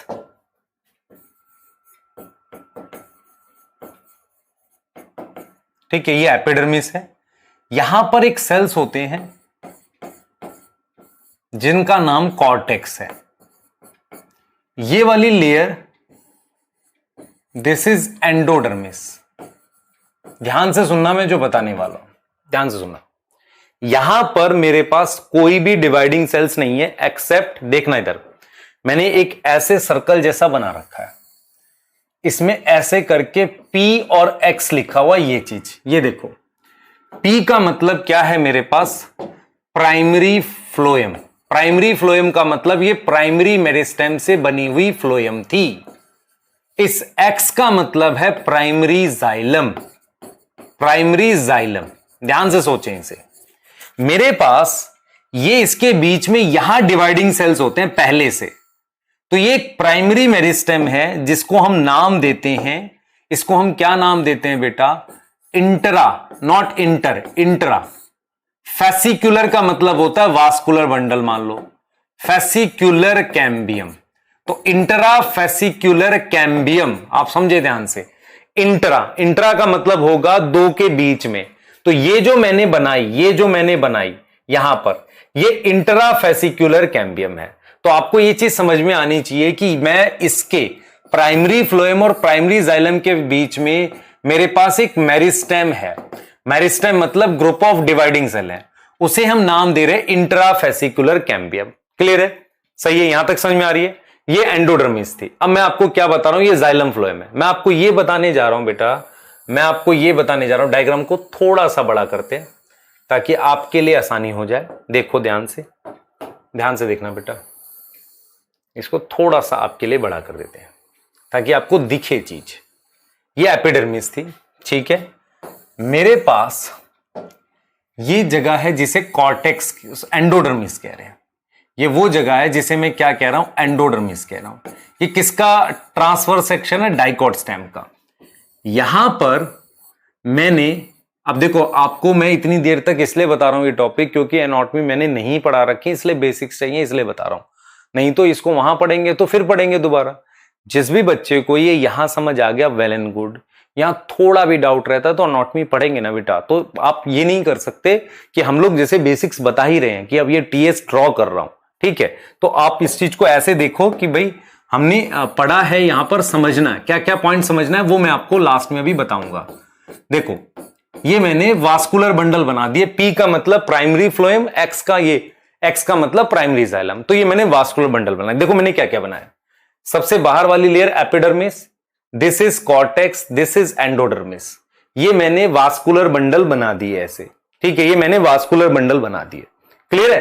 तो this layer is epidermis, this layer is cortex, this layer is endodermis. ये मेरे पास वास्कुलर बंडल है। ये मेरे पास क्या है? Vascular bundle. क्लियर हो गई बात? ये मेरे पास क्या है? वास्कुलर बंडल है। क्लियर है? यहां तक समझ में आ गई? ठीक है, क्लियर। अब मैं आपको नेक्स्ट चीज बता रहा हूं बेटा, नेक्स्ट चीज बता रहा हूं। नेक्स्ट चीज यहां पर जो आपको बताने जा रहा हूं, आप समझना ध्यान से। क्लियर है? नेक्स्ट चीज जो आपको मैं बताने जा रहा हूं वो क्या है, आप समझना इस चीज को। वो क्या है आप समझो। मेरे पास इन दोनों के बीच में ये पिंक से जो दिखा रहा हूं ये डिवाइडिंग सेल्स हैं पहले से, है ना। ये एक तरीके की प्राइमरी मेरिस्टेम है। इसको मैंने क्या नाम दिया? Intra fascicular. इंट्रा मतलब बीच में, किसके? फ्लोएम और जाइलम के। Intra fascicular cambium. मैं आपको डी डिफरेंशिएशन बताऊंगा, पहले समझना इसका मतलब। डी डिफरेंशिएशन का मतलब होता है परमानेंट सेल से दोबारा डिवाइडिंग सेल बनना। तो आपके पास यहां पर कॉर्टेक्स के सेल्स थे, कॉर्टेक्स के सेल से दोबारा डिवाइडिंग सेल की एक पूरी लेयर बनती है ऐसे सर्कल में, इसे कॉर्क कैम्बियम कहते हैं। तो कॉर्क कैम्बियम किससे बनती है? कॉर्टेक्स के यहां सेल्स थे बेटा, यहां कॉर्टेक्स के सेल्स थे, उनसे डिवाइडिंग सेल की एक लेयर बनती है, उसे क्या बोलते हैं? Cork cambium. कॉर्क कैम्बियम होता क्या है? प्लांट की चौड़ाई बढ़ाते हैं। जब उसकी चौड़ाई हम बढ़ाते हैं, गर्थ बढ़ाते हैं, तो वो गर्थ बढ़ाने के लिए, आप समझे, गर्थ बढ़ाने के लिए, प्लांट की चौड़ाई बढ़ाने के लिए, जब हम प्लांट की गर्थ और चौड़ाई बढ़ाते हैं तो उसको बढ़ाने के लिए, प्लांट की चौड़ाई बढ़ाने के लिए, गर्थ बढ़ाने के लिए हम ये देखते हैं कि मुझे कुछ लेयर्स बनानी पड़ती हैं जो ऐसे डिवाइड करें, मतलब ऊपर की तरफ ना डिवाइड करके इस तरीके से डिवाइड करें। उसमें एक लेयर का नाम है कॉर्क कैम्बियम। अब मेरे पास क्या होता है बेटा, ध्यान से देखेंगे, मेरे पास इस पिंक के साथ कुछ डिवाइडिंग सेल यहां भी बनते हैं और एक रिंग पूरी होती है। आपको समझ में आ रहा है? रिंग पूरी होती है। तो ये जो रिंग मैंने बनाई, ध्यान से देखो बेटा, ये जो रिंग मैंने बनाई ऐसे, ये इस तरीके से रिंग बनाई, और ये जो पिंक वाले सेल्स तो पहले से थे, ये वाले, ये तो पहले से थे फ्लोएम और जाइलम के बीच में। इसका नाम वास्कुलर कैम्बियम है। क्या नाम है इसका बेटा? Vascular cambium. क्या नाम है? Vascular cambium.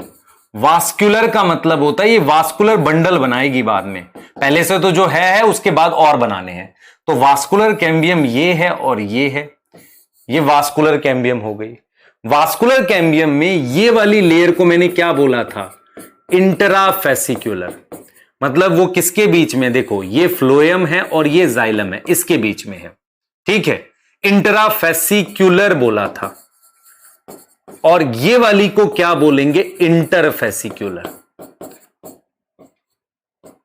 और दोनों को मिलाकर हम एक सिंगल नाम देंगे वास्कुलर कैम्बियम। तो दोनों को मिलाकर हम एक कॉमन नाम देंगे क्या, वास्कुलर कैम्बियम। अब यहां से मैं जो बातें बताऊंगा आपको वो बहुत ध्यान से सुननी है। हमने सबसे पहले डिफरेंशिएशन पढ़ा था, तो हमने ये बोला था प्लांट के डिवाइडिंग सेल एक परमानेंट सेल्स बनाते हैं, उन्हें हम डिफरेंशिएशन कहते हैं, उसे हम कहते हैं डिफरेंशिएशन। डिफरेंशिएशन में मेरे पास epidermis, cortex, endodermis, primary xylem, primary phloem बनता है। जब प्लांट की लंबाई बढ़ रही होती है तो कुछ चौड़ाई भी बढ़ानी होती है। चौड़ाई इसलिए बढ़ानी होती है ताकि नए जाइलम फ्लोएम बना सके, उन्हें उसके लिए कुछ डिवाइडिंग सेल की जरूरत पड़ती है। तो कुछ डिवाइडिंग सेल अंदर बनते हैं, जैसे ये ग्रीन से जो दिखाए, तो ये किसी परमानेंट सेल से बनते हैं। तो जब आप किसी परमानेंट सेल को दोबारा डिवाइडिंग में कन्वर्ट करोगे उसे डी डिफरेंशिएशन कहते हैं।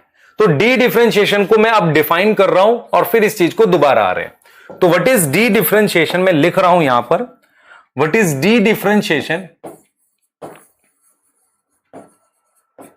समझना इस बात को, डी डिफरेंशिएशन का मतलब है कि मेरे पास जो परमानेंट सेल है, आप समझो ध्यान से, मेरे पास जो परमानेंट सेल है उस परमानेंट सेल को दोबारा डिवाइडिंग करना। तो मेरे पास ये परमानेंट सेल हो गए, तो परमानेंट सेल को अगर मैं दोबारा डिवाइडिंग सेल में कन्वर्ट कर दूं, कन्वर्ट करूं किस में, कन्वर्टेड इनटू डिवाइडिंग सेल, किसमें कन्वर्ट कर दूं, डिवाइडिंग सेल में कन्वर्ट कर दूं, तो मेरिस्टेम बना दूं, तो ये परमानेंट सेल है। और परमानेंट सेल में भी मेनली पैरेन्काइमा होता है बेटा, और उसको मैंने किसमें कन्वर्ट कर दिया, डिवाइडिंग सेल में कन्वर्ट कर दिया। तो इसे मैंने क्या बना दिया, मेरिस्टेमेटिक सेल बना दिया। इस प्रोसेस को हम क्या बोलेंगे, डी का मतलब डिफरेंशिएशन का उल्टा, डिफरेंशिएशन का उल्टा, इसे डी डिफरेंशिएशन कहते हैं। डिफरेंशिएशन मतलब परमानेंट बनाना, डी का मतलब उल्टा। अब ये जो मेरिस्टेमेटिक सेल बनी है ये, या इसको हम क्या बोल सकते हैं, मेरिस्टेम बोल सकते हैं। ये मेरिस्टेम आपके सिलेबस में दो टाइप की है, एक है कॉर्क कैम्बियम। तो जैसा कि हमने अभी देखा, कॉर्क कैम्बियम कहां से आती है, किससे आती है, डिराइव फ्रॉम, किससे डिराइव होती है, डिराइव फ्रॉम, किससे डिराइव होती है, कॉर्टेक्स से। किससे डिराइव होती है, कॉर्टेक्स से। क्लियर है, किससे डिराइव होती है, कॉर्टेक्स से। ऐसे ही मेरे पास वास्कुलर कैम्बियम आती है। वास्कुलर कैम्बियम वो आती है किससे, डिराइव फ्रॉम मेडुलरी रेस से, डिराइव फ्रॉम मेडुलरी रेस। ये आपने समझना है। अब ये मेडुलरी रेस के सेल्स कहां थे, मैं दिखा देता हूं आपको। हमने जो ये बनाया ना बेटा, ये देखो मेरी बात सुनना, ये हमने ट्रांसफर सेक्शन बनाया। इसमें मेरे पास ये लेयर एपिडर्मिस थी, यहां अंदर कॉर्टेक्स के सेल थे, ये एंडोडर्मिस थी, ये प्राइमरी फ्लोएम, प्राइमरी जाइलम ऐसे थी। ये सेल्स पहले से डिवाइडिंग थे, पिंक वाले, ये मैंने ग्रीन वाले बनाए हैं किसी सेल से। तो यहां पर पहले से जो सेल्स प्रेजेंट थे वो मेडुलरी रेस के थे, मेडुलरी रेस कहते हैं उन्हें, मेडुलरी रेस के सेल्स कहते हैं। तो जो मेडुलरी रेस के सेल्स थे हमारे पास, मेडुलरी रेस के सेल्स थे, वो ये थे हमारे पास, क्या थे, ये वाले सेल्स थे। तो मेडुलरी रेस के सेल्स हैं, ठीक है, मेडुलरी रेस के सेल्स हैं। तो यहां पर हमारे पास समझना इस बात को, यहां पर हमारे पास मैं आपको एक चीज समझाता हूं यहां पे कि मेडुलरी रेस ये हो गया मेरे पास, ठीक है, मेडुलरी रेस ये हो गया, ठीक है, clear. This is intrafascicular cambium, this is interfascicular, this one. यहां पर फ्लोएम है, यहां जाइलम है, यहां पर फ्लोएम है और यहां पर जाइलम है, यहां पर जाइलम है और यहां पर फ्लोएम है, ठीक है, ये चीज हो गई, क्लियर, ये चीज हो गई। अब मेरी बात सुनो ध्यान से, मैं क्या क्या समझा रहा हूं, एक बार पूरा रिपीट करते हुए चलते हैं और आप देखना, आपको नहीं समझ आएगा तो पूछना। देखो, हम एक टॉपिक पढ़ रहे हैं जिसका नाम डिफरेंशिएशन, डी डिफरेंशिएशन और री डिफरेंशिएशन है। डिफरेंशिएशन शब्द का मतलब है किसी डिवाइडिंग सेल से परमानेंट बनाना। अब ये जो किसी डिवाइडिंग सेल है, कोई भी डिवाइडिंग सेल, ये एक्चुअल में क्या है, प्राइमरी मेरिस्टेम है। Now what is primary meristem?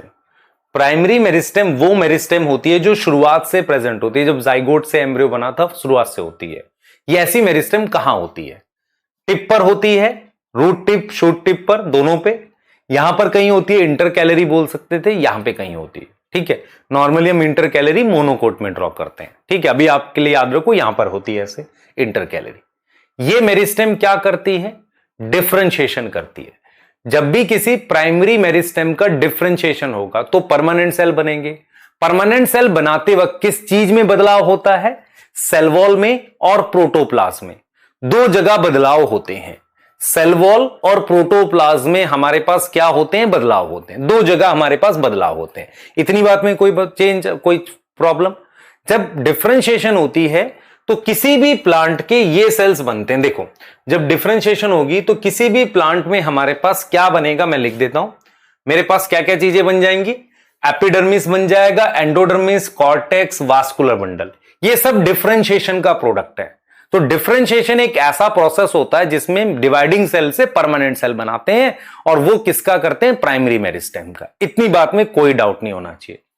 अब ये जो मेरे पास प्राइमरी टिश्यूज बन गए, इनमें कहीं कुछ सेल्स दोबारा डिवाइडिंग हो जाते हैं ताकि चौड़ाई बढ़ा सके। रिपीट कर रहा हूं, इन्हीं में से कुछ सेल्स दोबारा डिवाइडिंग कन्वर्ट हो जाते हैं, दोबारा डिवाइड करने लगते हैं। ऐसी मेरिस्टेम जो बाद में बनी, क्योंकि अभी तो ये परमानेंट हो गए थे, जो बाद में बनी, बाद में कब बनी? इनके परमानेंट होने, मतलब इनका रोल फिक्स हो गया था, उनसे दोबारा बनी, उसे हमने क्या बोल दिया बेटा? उसे हमने क्या बोल दिया? उसे हमने सेकेंडरी मेरिस्टेम बोल दिया। तो हम यही चीज लिखते हैं, secondary meristem appear later in life. Later मतलब प्लांट में बाद में कभी आती है, ये चीज कोई डाउट नहीं होना चाहिए। ठीक है, अब यहां देखो ध्यान से बेटा, यहां देखो। तो मेरे पास ये हो गई, ठीक है, क्लियर, ये चीज हमने बात कर दी। अब हमने यहां पे बात करी है डी डिफरेंशिएशन की। हम किसकी बात कर रहे हैं? डी डिफरेंशिएशन की, है ना। डी डिफरेंशिएशन की हम बात कर रहे हैं। व्हाट इज डी डिफरेंशिएशन, इसकी हम बात कर रहे हैं। बहुत ध्यान से आप सुनेंगे और जो मैं यहां पे बताने जा रहा हूं। ठीक है, देखो व्हाट इज डी डिफरेंशिएशन, ध्यान से समझना बेटा। डी डिफरेंशिएशन का मतलब यह होता है कि आपने परमानेंट सेल को वापसी डिवाइडिंग सेल में कन्वर्ट कर दिया। ठीक है, क्लियर। तो जब दोबारा मेरिस्टेम बनाई वो सेकेंडरी, एक्चुअल में बच्चे क्या याद करते हैं? प्राइमरी मेरिस्टेम से जो बनती है सेकेंडरी, नहीं, प्राइमरी मेरिस्टेम से तो परमानेंट सेल बनता है। किसी परमानेंट सेल से जो मेरिस्टेम बनती है उसे सेकेंडरी कहते हैं। सेकेंडरी मेरिस्टेम प्लांट की लाइफ में लास्ट में, बाद में आती है। सेकेंडरी मेरिस्टेम प्लांट की लाइफ में क्या होती है? बाद में आती है। बाद में मतलब लेटर अपीयर होती है प्लांट की लाइफ में। उसे हमने क्या बोल दिया? सेकेंडरी मेरिस्टेम बोल दिया। अब देखो कैसे बनती है, आपको समझ आना चाहिए। देखो मैंने क्या बताया था, जब सेल परमानेंट होगा तो नॉर्मल पैरेन्काइमा सेल्स आप कैसे बनाते हो? कुछ सेल वॉल में डिपोजिशन करते हो। ये मेरे पास नॉर्मल, मान लो पैक्टिन डिपॉजिट कर दिया मैंने, क्लियर है। और अगर मैं क्या डिपॉजिट कर दूं? लिग्निन, और उसका प्रोटोप्लाज्म गायब कर दूं तो मैं डेड सेल्स बना सकता हूं। ये सब डिफरेंशिएशन में आता है, चेंजेस में। अब मैं आपसे ये कह रहा हूं भाई, ये मैं कह रहा हूं कि जरा ये देखो, मेरे पास किसी भी प्लांट में ये एपिडर्मिस था, टाइकोट कह रहा हूं, एपिडर्मिस, ये एंडोडर्मिस, इसके बीच में ये परमानेंट सेल्स थे जिन्हें कॉर्टेक्स बोला। ये पैरेन्काइमा के बने थे। इन सेल्स में एक लेयर बनाते हैं डिवाइडिंग सेल की। इस लेयर को हम नाम देते हैं कॉर्क कैम्बियम। तो कॉर्क कैम्बियम डिवाइडिंग सेल की लेयर है जो किससे बनी है? हमारे पास कॉर्टेक्स से, यहां पे बनी है। ये वाली जो लेयर है, ये वाली, इसको मैं वास्कुलर कैम्बियम कहता हूं। This layer is vascular cambium. ये this one is vascular cambium. Vascular cambium वो लेयर होती है, समझे ध्यान से, वास्कुलर कैम्बियम है ये। This one is vascular cambium. Vascular cambium का क्या मतलब होता है? जो वास्कुलर बंडल बनाएगी। अब वास्कुलर कैम्बियम भी एक रिंग की फॉर्म में होती है। इसमें से कुछ सेल्स पहले से डिवाइडिंग होते हैं, है ना। तो उसे हम नाम देते हैं इंट्राफेसिकुलर कैम्बियम। इंट्रा मतलब जो पहले से फ्लोएम और जाइलम के बीच में थे, और बाद में जो आए उन्हें हमने क्या नाम दे दिया? इंटर, ये वाला ग्रीन वाला। अब ये किससे बने? मेडुलरी रेस से। तो आपको क्या याद करना है? पहला, दिस इज वास्कुलर कैम्बियम। इसमें दो तरह के पार्ट हैं, इंट्रा और इंटर। इंटर वाला जो है वो सेकेंडरी मेरिस्टेम है, इंटरफेसिकुलर क्योंकि बाद में बना। और किससे बना है? मेडुलरी रेस से। कॉर्टेक्स से मैंने क्या बनाई है? Cork cambium. तो यही चीज मैंने आपको यहां पर बताई थी। यहां पर देखो, cork cambium derive from cortex, और वास्कुलर कैम्बियम मैं सिर्फ बात कर रहा हूं इसमें कौन से वाली, इंटरफेसिकुलर।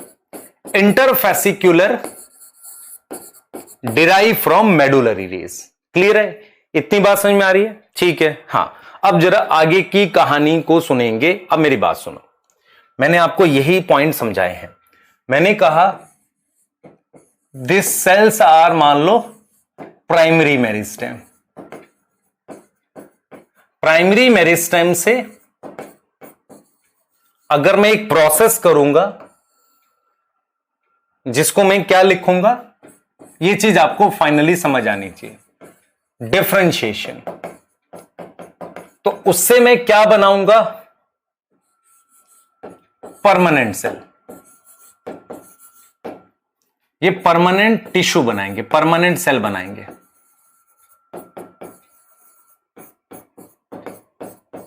जिसका एग्जाम्पल ये सब है, एपिडर्मिस, कॉर्टेक्स, एंडोडर्मिस, है ना। एपिडर्मिस समझ में आ रहा है, एपिडर्मिस, कॉर्टेक्स, एंडोडर्मिस, मान लो प्राइमरी जाइलम, प्राइमरी फ्लोएम, ये सब है।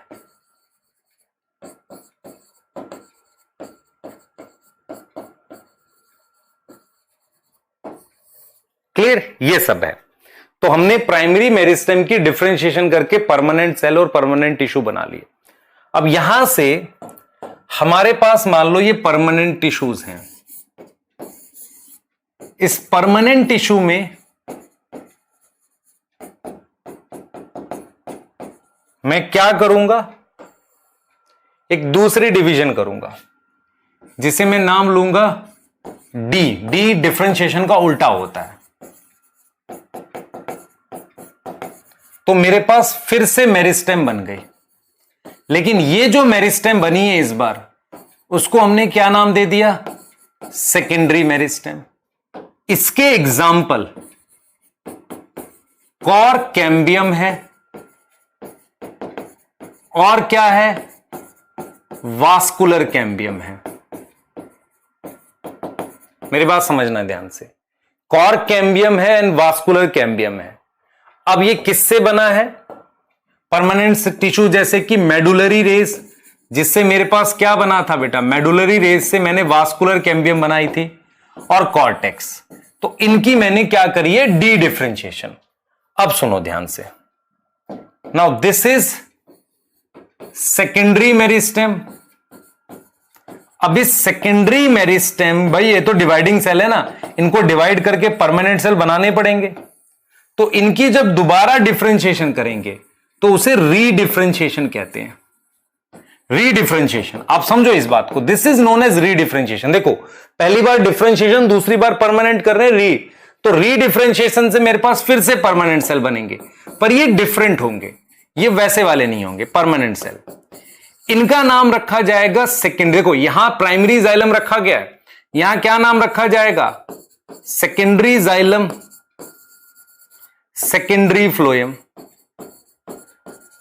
और ये किससे आए हैं, ये आए हैं फ्रॉम वास्कुलर कैम्बियम से। तो वास्कुलर कैम्बियम से तो मेरे पास ये बनते हैं सेकेंडरी जाइलम और सेकेंडरी फ्लोएम, वास्कुलर कैम्बियम से। आप समझना ध्यान से, क्लियर। वास्कुलर कैम्बियम से मेरे पास क्या बनते हैं, सेकेंडरी जाइलम और सेकेंडरी फ्लोएम बनते हैं। क्लियर है, समझ में आ रही है? हां, सेकेंडरी जाइलम और सेकेंडरी फ्लोएम बनते हैं वास्कुलर कैम्बियम से परमानेंट सेल में। ठीक है, इसके बाद ध्यान से सुनेंगे, इसके बाद परमानेंट सेल से मेरे पास ये बन गया, सेकेंडरी मेरिस्टेम की रीडिफरेंशिएशन करी तो मेरे पास परमानेंट सेल बन गए, सेकेंडरी जाइलम, सेकेंडरी फ्लोएम। अब इसके बाद मेरे पास, समझना ध्यान से, from vascular cambium secondary xylem, secondary phloem बन गए। इसके बाद अगर मैं आपसे बात करूं, ध्यान सुनेंगे, इसके बाद जो कॉर्क कैम्बियम थी उससे मेरे पास कॉर्क की लेयर बनती है। कॉर्क की लेयर बनती है फैलम। किससे बनती है, फ्रॉम कॉर्क कैम्बियम। मेरी बात सुनो, अब यहां थोड़ा सा अजीब लगेगा, कॉर्क कैम्बियम एक डिवाइडिंग सेल्स होते हैं, उनसे एक डेड सेल की लेयर बनती है, उसका नाम फैलम होता है, कॉर्क लेयर कहते हैं। ठीक है, वो चीज बनती है। तो आपको मैं यही चीज सिखा रहा हूं कि मेरे पास अब ये जो कॉर्क कैम्बियम, ये डिवाइडिंग सेल की लेयर है ना, इससे अलग अलग चीजें बनेंगी। एक बनेगी फैलम, फैलम होता है कॉर्क डेड लेयर। एक बनेगी फैलोडर्म, जिसे हम क्या बोलते हैं, सेकेंडरी कॉर्टेक्स, मतलब कॉर्टेक्स तो पहले से थी, एक और बनाते हैं फैलोडर्म। तो मैं इस चीज को आपको टेबल के थ्रू दिखा रहा हूं ताकि आपको थोड़ा सा क्लियर हो जाए। ठीक है, थोड़ा सा क्लियर हो जाए। अब अगर आप समझ गए हैं तो ये चीजें देखो, देखो डिफरेंशिएशन किस में होती है मुझे बताओ। डिफरेंशिएशन अकर इन किस में होती है? मैं लिखूंगा प्राइमरी मेरिस्टेम में। मैं क्या लिखूंगा? Differentiation occur in primary meristem will result in formation of primary permanent tissue, primary permanent tissue बनेंगे। और उस प्राइमरी परमानेंट टिश्यू के क्या नाम है? Example epidermis, endodermis. ठीक है, एपिडर्मिस, एंडोडर्मिस, उसके बाद कॉर्टेक्स। ठीक है, cortex, epidermis, endodermis, cortex, clear. उसके बाद हमारे पास आ जाएगा ये क्या नाम है आपके पास? Primary xylem, primary phloem. तो ये किसका प्रोडक्ट है? और प्राइमरी जाइलम ये प्रोडक्ट है डिफरेंशिएशन का। क्लियर। अब आओ, डी डिफरेंशिएशन किस में होगा? अकर इन परमानेंट सेल्स में। किस में होगा बेटा? परमानेंट सेल में, like cortex and medullary race, इनमें होगा। ठीक है, उससे बनेगा क्या? Will result in formation of, result in formation of A cork cambium. तो कॉर्टेक्स से तो बनेगा कॉर्क कैम्बियम, ये देख लो इससे। और मेडुलरी रेस से बनेगा इंटर फैसिक्युलर कैम्बियम, जो किसका पार्ट था? वास्कुलर कैम्बियम का। अब देखो, रीडिफरेंशिएशन किस में होगी? कॉर्क कैम्बियम में होगी। और किस में होगी? वास्कुलर कैम्बियम में। दोनों में रीडिफरेंशिएशन होगी। उससे बनेगा क्या? यही चीज बता रहा हूं, will result in formation of. क्या बनेगा? इससे बनेगा फैलम। फैलम डेड सेल होते हैं, कॉर्क है। एक बनेगा फैलोडर्म, जिसे सेकेंडरी कॉर्टेक्स कहते हैं। यहां पर वास्कुलर कैम्बियम से मेरे पास सेकेंडरी जाइलम और सेकेंडरी फ्लोएम।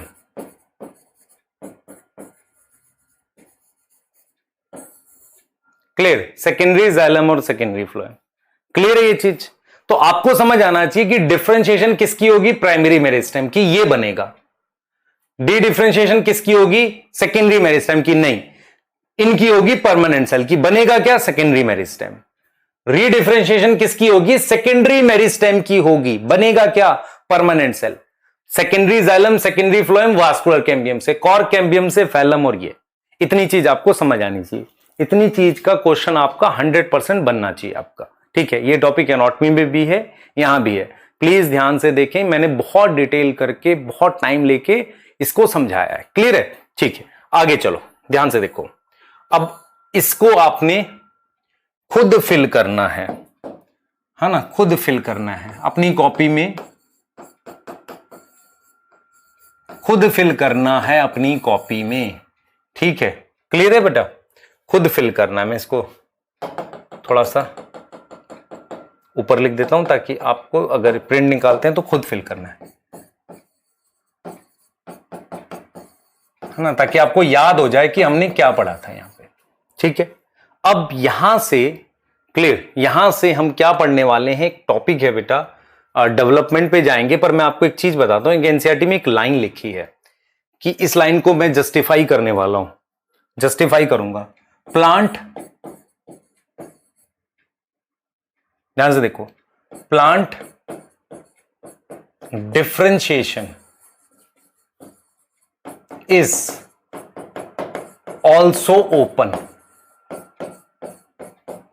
समझना ध्यान से, यहां पर एक लाइन लिखी हुई है कि प्लांट जो डिफरेंशिएशन है वो भी मेरे पास क्या होती है, ओपन होती है। उस बात को समझना है, ओपन होने का क्या मतलब है उसको समझना। देखो plant growth determinate and determinate तो होती ही है, ओपन होने का क्या मतलब है। देखो एनसीईआरटी ने कैसे एग्जांपल दिया, देखो ये मेरे पास रूट है, ठीक है, रूट है।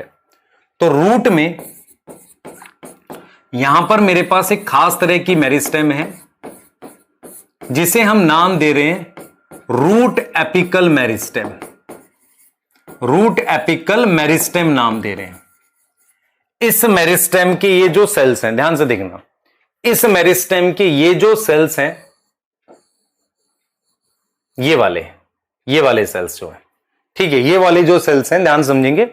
रूट एपिकल मेरिस्टेम मेरे पास है, ये वाले जो सेल्स हैं, इसने एक स्ट्रक्चर बना दिया रूट कैप। और यहां पर इन सेल्स ने जब डिवाइड कर रहे थे ऐसे, तो इन्होंने यहां एपिडर्मिस बनाया। तो मैं आपको सिर्फ क्या समझा रहा हूं, सुनना ध्यान से। रूट एपिकल मेरिस्टेम, रूट के अंदर डिवाइडिंग सेल्स हैं, ये यहां पर रूट कैप बना सकते हैं। रूट कैप का क्या मतलब होता है, रूट कैप वो सेल्स होते हैं जो बेसिकली डिवाइडिंग सेल को प्रोटेक्ट करते हैं। तो एनसीईआरटी ने बोला है कि रूट एपिकल मेरिस्टेम जगह के हिसाब से, लोकेशन के हिसाब से डिफरेंट परमानेंट सेल्स बनाती है। वो जो यहां परमानेंट सेल बनाती है, जो वो यहां पर परमानेंट सेल बनाती है, वो रूट कैप बना रही है, यहां पर एपिडर्मिस बना रही है। तो इसका मतलब ये हो गया कि सेम मेरिस्टेम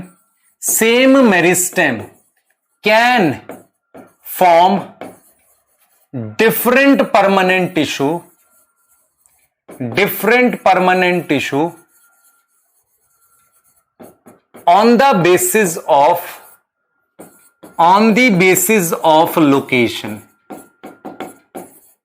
किस बेस पर, लोकेशन के बेस पर।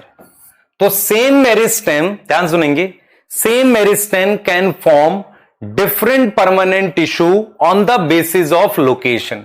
तो लोकेशन के बेसिस पर वो क्या करेंगे, डिफरेंट परमानेंट टिश्यू बनाते हैं। किसके बेस पर, लोकेशन की बेस पर डिफरेंट परमानेंट टिश्यू बनाते हैं। किसकी बात कर रहा हूं मैं, सेम मेरिस्टेम की।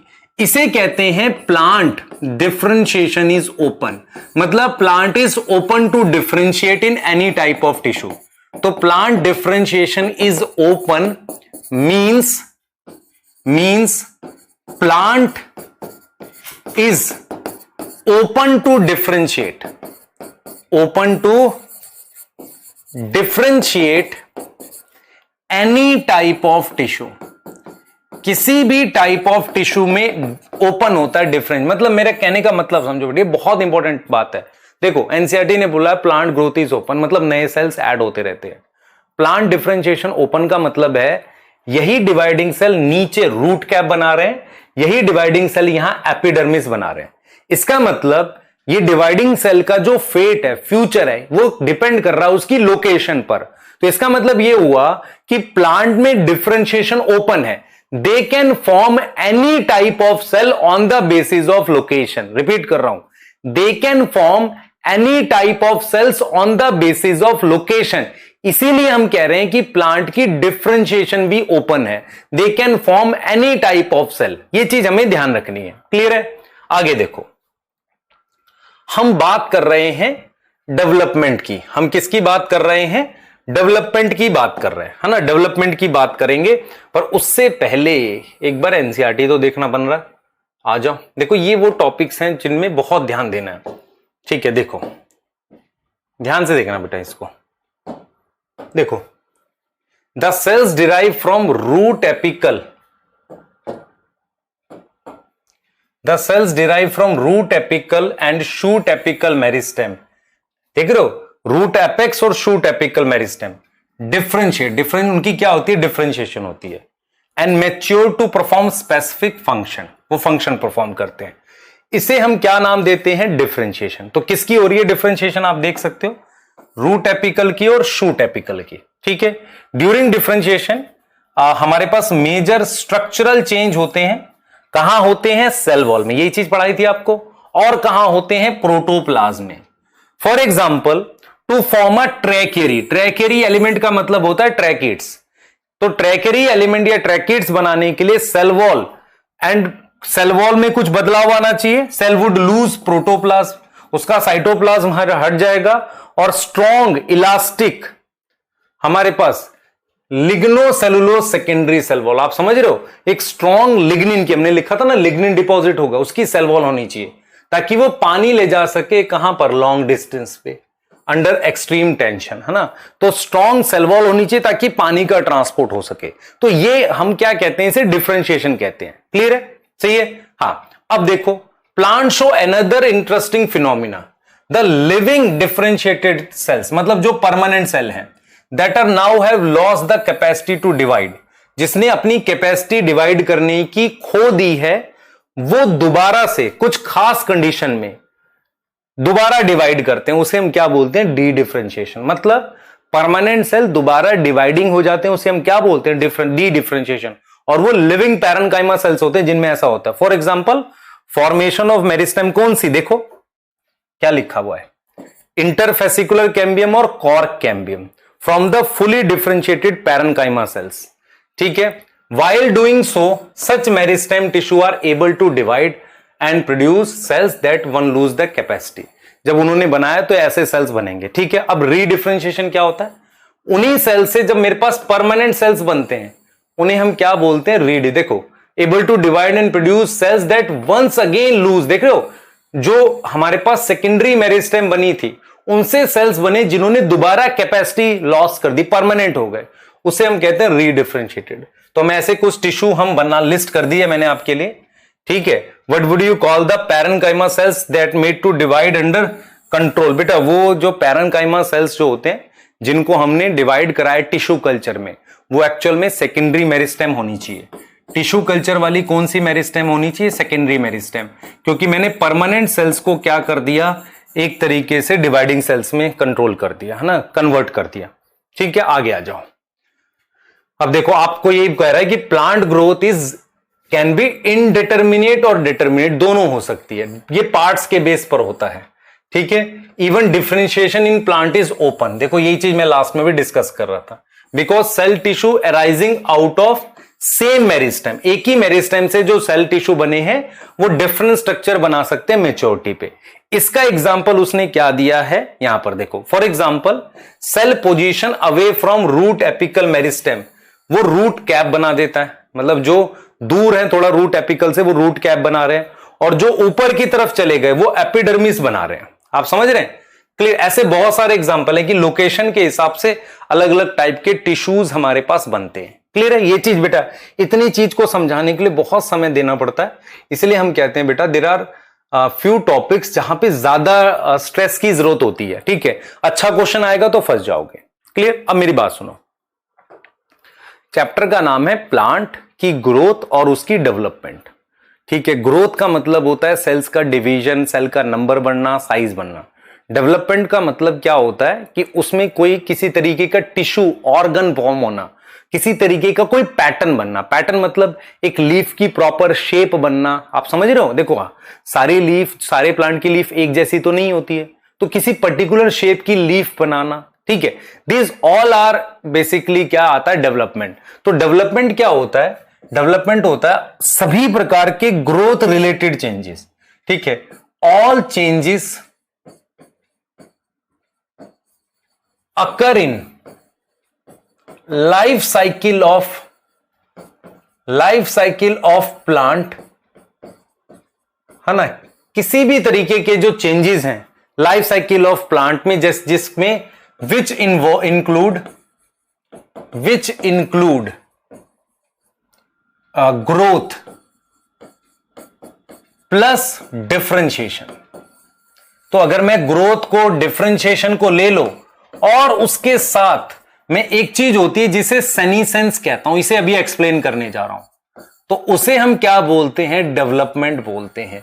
तो डेवलपमेंट का वैसे मतलब होता है प्लांट के अंदर होने वाले सभी प्रकार के बदलाव, उन्हें हम क्या नाम देते हैं, डेवलपमेंट का नाम देते हैं। मैं आपको एग्जांपल से समझाऊंगा तो आपको इजीली समझ आ जाएगा। मैं एक एग्जांपल लेता हूं एक सिंगल सेल का। मैं किसका एग्जांपल ले रहा हूं बेटा, एक सिंगल सेल का मैं एग्जांपल ले रहा हूं, ध्यान से समझना, ठीक है। मैं सिंगल सेल का एक एग्जांपल ले रहा हूं, उससे समझ आ जाएगी आपको। देखो मान लो आपके पास ये एक सिंगल डिवाइडिंग सेल है, ध्यान से समझना। ये एक मेरिस्टेम है, मान लो ये एक डिवाइडिंग सेल है। तो डिवाइडिंग सेल को हम कौन सा सेल बोलते हैं, मेरिस्टेमेटिक सेल है। इस डिवाइडिंग सेल की मैंने क्या करा दी, ग्रोथ करा दी। तो जो ग्रोथ करा रहा हूं उसमें मैं लिख रहा हूं कि एक तरीके से सेल की प्लाज्मेटिक ग्रोथ है। प्लाज्मेटिक ग्रोथ का मतलब उसका प्रोटोप्लाज्म बढ़ेगा। तो सेल आपको ऐसे दिख जाए, देखो ये देखो सेल का साइज बढ़ गया, जिसे हम कहते हैं सेल एक्सटेंशन। सेल की क्या हो गई, एक्सटेंशन हो गई, ठीक है। सेल की क्या हो गई, हमने क्या लिख दी, एक्सटेंशन लिख दी। सेल की ग्रोथ हो गई। अब जब सेल की ग्रोथ हो गई, अब सेल इसके बाद क्या हो जाएगा, आप बताओ जल्दी से, परमानेंट हो जाएगा। नाउ सेल ये मेरे पास क्या हो गया, परमानेंट हो गया। तो इसको मैंने क्या लिख दिया, डिफरेंशिएशन लिख दिया। डिफरेंशिएशन, या मैं एक और वर्ड यूज कर सकता हूं, मैच्योरेशन। क्या लिख दिया, मैच्योरेशन हो गया। आप समझ रहे हैं। तो ये मेरे पास कौन सा सेल बन गया, ये बन गया परमानेंट सेल। कुछ टाइम के बाद ये सेल बेटा ओल्ड हो जाएगा, ओल्ड हो जाएगा, ग्रो ओल्ड, पुराना हो गया, और फिर उसकी डेथ हो जाएगी, है ना, डेथ हो गई। तो ये जो पुराना हुआ है, इस पुराने ग्रो ओल्ड होने को कहते हैं सेनीसेंस। सेनीसेंस क्या होता है, ग्रो ओल्ड, पुराना हो जाना, ग्रो ओल्ड, समझ रहे हैं। तो ये हो गया, उसके बाद सेल की क्या हो गई, डेथ हो गई। तो ये सभी प्रकार के चेंजेस को मैं डेवलपमेंट में डालता हूं। जो एक सेल के एग्जांपल से बता रहा हूं, मेरे पास एक डिवाइडिंग सेल है, उसका साइज बढ़ना, साइज बढ़ने के बाद उसका परमानेंट हो जाना, और परमानेंट होने के बाद उसका ओल्ड होके मर जाना, this is all development is. तो डेवलपमेंट में मैं क्या क्या लिख सकता हूं, मैं लिख सकता हूं सेल की ग्रोथ, उसका मैच्योरेशन, आप समझ रहे हैं, उसके बाद उसका सेनीसेंस। तो ये maturation is also known as differentiation. इन सबको मिलाकर मैंने क्या नाम दे दिया, डेवलपमेंट नाम दे दिया। इसका मतलब डेवलपमेंट में ग्रोथ वर्ड इंक्लूड है, आपको यह समझ आनी चाहिए। क्लियर, डेवलपमेंट में ग्रोथ वर्ड इंक्लूड है, यह चीज आपको समझ आनी चाहिए। और अगर मैं इस डायग्राम में थोड़ा सा आपको और बताऊं, थोड़ा सा मैं और लेके जाऊं, मुझे बताओ, सेल का साइज इलोंगेट होने के बाद वो दोबारा डिवाइड कर सकता है, मैच्योर ना हो दोबारा डिवाइड कर सकता है, ऐसा पॉसिबल है ना, कैन डिवाइड अगेन, ऐसा पॉसिबल है। ये ऐसा ही डायग्राम एनसीईआरटी में बना हुआ है, कैन डिवाइड अगेन, ऐसा हो सकता है। अच्छा, बहुत बढ़िया। ये इसके अलावा अगर कोई परमानेंट सेल डिवाइडिंग में कन्वर्ट हो, तो क्या मैं इसको डी डिफरेंशिएशन नहीं बोलूंगा, यही तो होता है डी डिफरेंशिएशन, पर ये थोड़ा रेयर होता है, क्योंकि अगर आपको मैं बताऊं कि सेल साइज बढ़ के दोबारा डिवाइडिंग हो सकता है परमानेंट बनने से पहले। क्लियर है, ये चीज समझ आ रही है बेटा आपको, ये चीज हमने ध्यान रखनी है। अब यहां से हम आगे जाएंगे, यहां से हम आगे जाएंगे, और मैं आपको एक चीज बताने वाला हूं। देखो, डेवलपमेंट जो होता है वो मैंने सेल के रेस्पेक्ट में भी बात कर सकता हूं, प्लांट के रेस्पेक्ट में भी बात कर सकता हूं, समझना ध्यान से। किसी सिंगल सेल के रिस्पेक्ट में, क्योंकि सेल से ही प्लांट बना हुआ है। डेवलपमेंट एक कंप्लीट प्रोसेस को बोलते हैं, जिसमें ग्रोथ भी है, डिफरेंशिएशन भी है, सब कुछ है, ठीक है। अगर मैं प्लांट की बात करूं तो सीड जर्मिनेशन, आप समझना ध्यान से। अगर मैं प्लांट की बात करूं, फॉर प्लांट, अगर मैं प्लांट के रेस्पेक्ट में कहूं तो सबसे पहले सीड का जर्मिनेट होना, ठीक है, प्लांट ग्रो करना, ये सब डेवलपमेंट आ जाएगा। उसके बाद मैच्योर प्लांट बनना, उस मैच्योर प्लांट में फ्लावर आना, फ्लावर के बाद फ्रूट और सीड बनना, फिर प्लांट की डेथ होना। ये सब किस में आता है, प्लांट डेवलपमेंट में आ गया, है ना। इसमें ग्रोथ भी आ गई, और पूरा प्लांट डेवलपमेंट में आ गया। तो आप ये जो डेवलपमेंट शब्द है ना, ये प्लांट और सेल दोनों के रेस्पेक्ट में यूज कर सकते हो। तो प्लांट में भाई देखो, प्लांट है, सीड बना, प्लांट ग्रो किया, पूरा बड़ा प्लांट हुआ, फिर उसमें क्या आ गया, फ्लावर आके, फ्रूट आके, एक बार प्लांट मर जाता है। जैसे मान लो गेहूं का पौधा है, उसमें ऐसी चीज हो गई, ठीक है। बड़े ट्रीज में क्या होता है, वो प्लांट नहीं मरता, लेकिन वो ब्रांच, वो स्टेम, वो खराब हो जाती है, बस ऐसा कुछ होता है। ये हो गया। अब मैं आपको ये चीज समझा रहा हूं कि हमारे पास क्या होता है कि एनवायरमेंट, ध्यान सुनेंगे, एनवायरमेंट का इंपैक्ट होता है। देखो हमारे पास क्या होता है, जो प्लांट, देखो हमेशा याद रखना कि एनवायरमेंट हमेशा कांस्टेंट नहीं है। दूसरा, जब प्लांट ग्रो करता है तो उसकी लाइफ साइकिल के डिफरेंट डिफरेंट फेजेस होते हैं। ये ग्रोथ फेज है, ये फ्लावरिंग फेज है, तो जैसे इसको हम वेजिटेटिव फेज कहते हैं, इसे रिप्रोडक्टिव फेज कहते हैं। तो हमें एक चीज दिखी है, एक ऑब्जर्वेशन है डेवलपमेंट में, उसे हम प्लास्टिसिटी कहते हैं। इस पे क्वेश्चन नीट में आया था। प्लास्टिसिटी क्या होता है, ये बड़ा ध्यान से समझना। What is plasticity?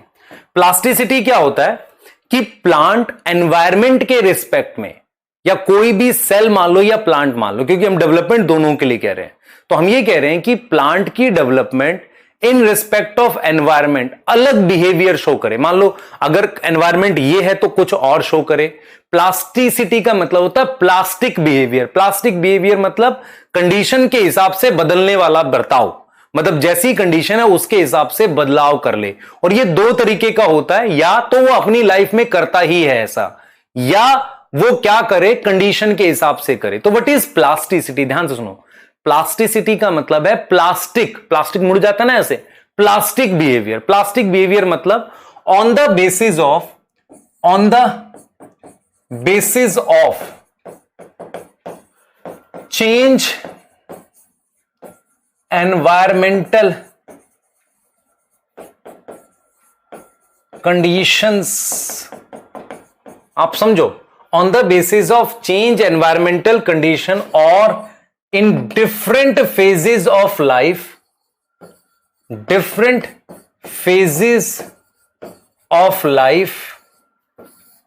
plant show different structures।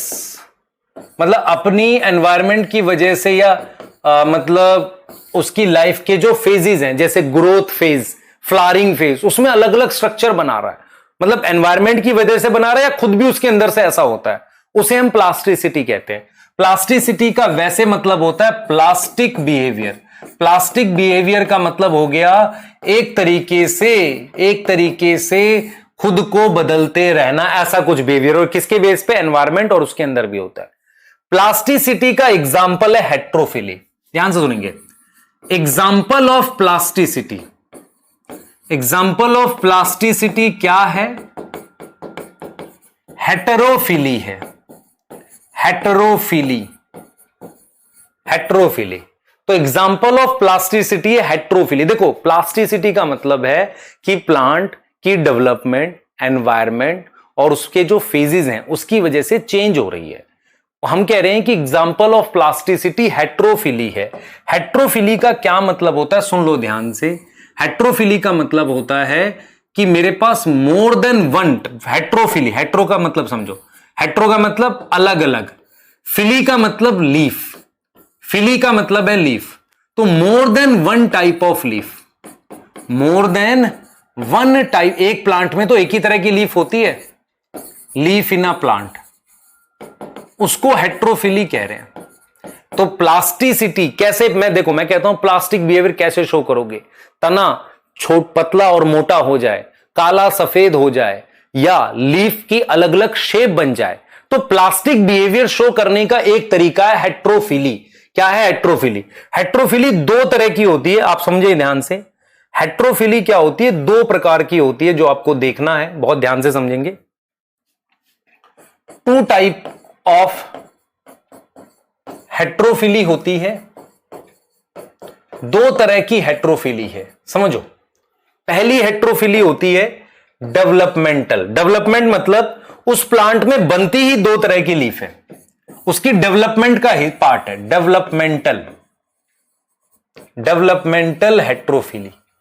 उस प्लांट में दो तरह की लीफ बनती ही है। जैसे फॉर एग्जांपल मेरे पास जो आपने धनिया देखा होगा, कोरिएंडर, कोरिएंडर की ये शुरुआती लीफ है, ये इनिशियल लीफ होती है, लेकिन उसके बाद की लीफ ऐसी कटी हुई आती है, ऐसी, ये लेटर लीफ है।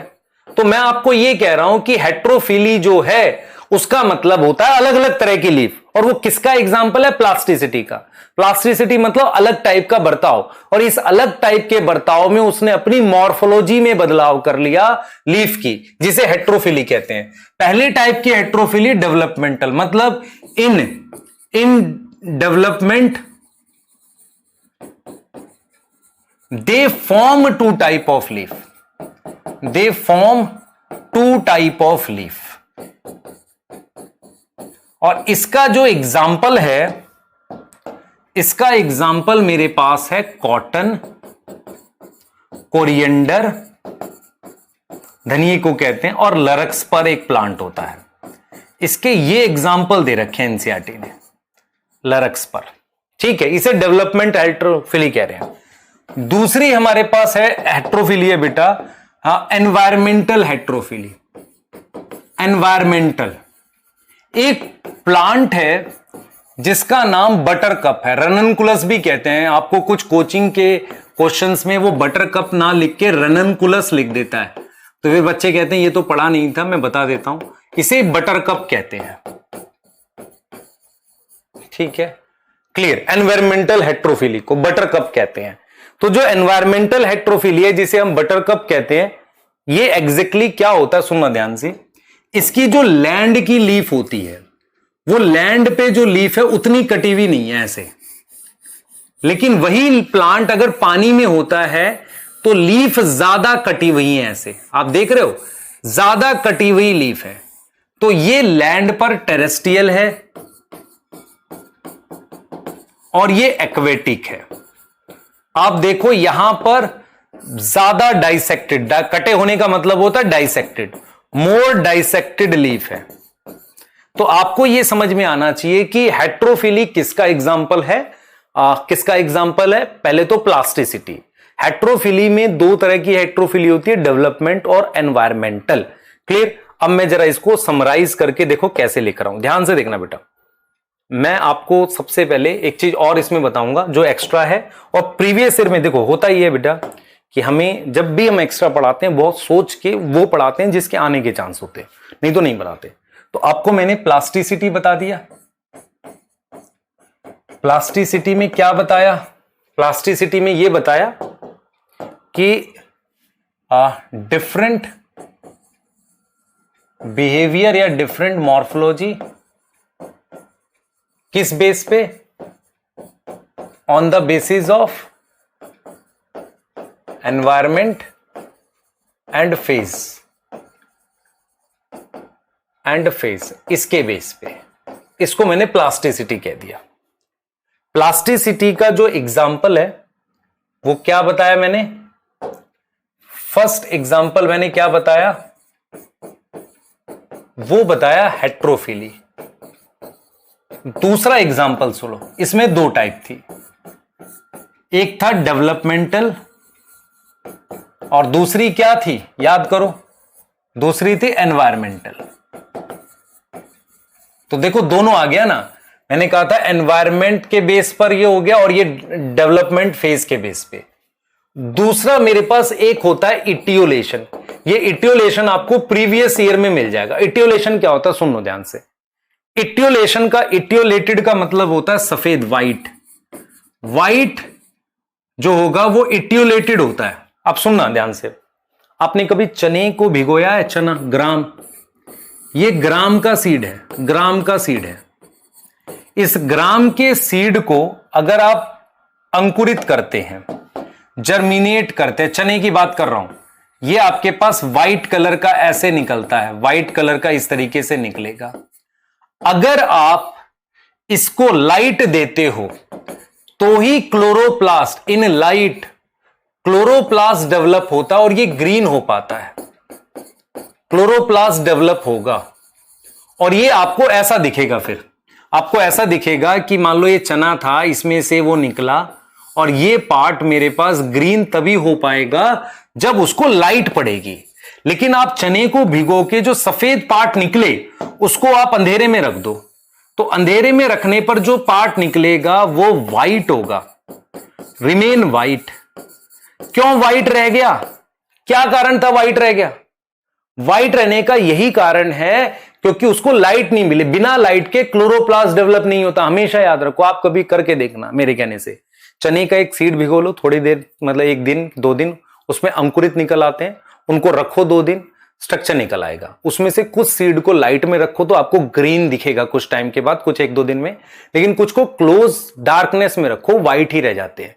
और अगर वो व्हाइट रह जाते हैं, दूसरा उनकी लेंथ भी बढ़ जाती है, उनसे जो प्लांट बनता है लेंथ बढ़ जाती है। असल में क्या होता है, किसी भी सीड में एक प्लांट बनाने भर का खाना तो होता है। इट्यूलेशन का मतलब होता है कि in absence of light seed हमारे पास कैसा रह गया? सीड रिमेन, सीड बोलेंगे हम, ये लिखेंगे कि in absence of light chloroplast develop नहीं हुआ, क्लोरोप्लास्ट नॉट डेवलप।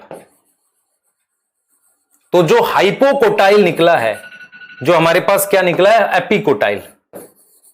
जो एपिकोटाइल, 1 सेकेंड देंगे बेटा, एपिकोटाइल निकला है, एपिकोटाइल निकला है, वो क्या होगा? ग्रीन है, नॉट ग्रीन, व्हाइट रहेगा। एपिकोटाइल वो होता है, स्टार्टिंग में चेक करना, नॉट ग्रीन, वो सफेद रह जाएगा जिससे प्लांट बनना था।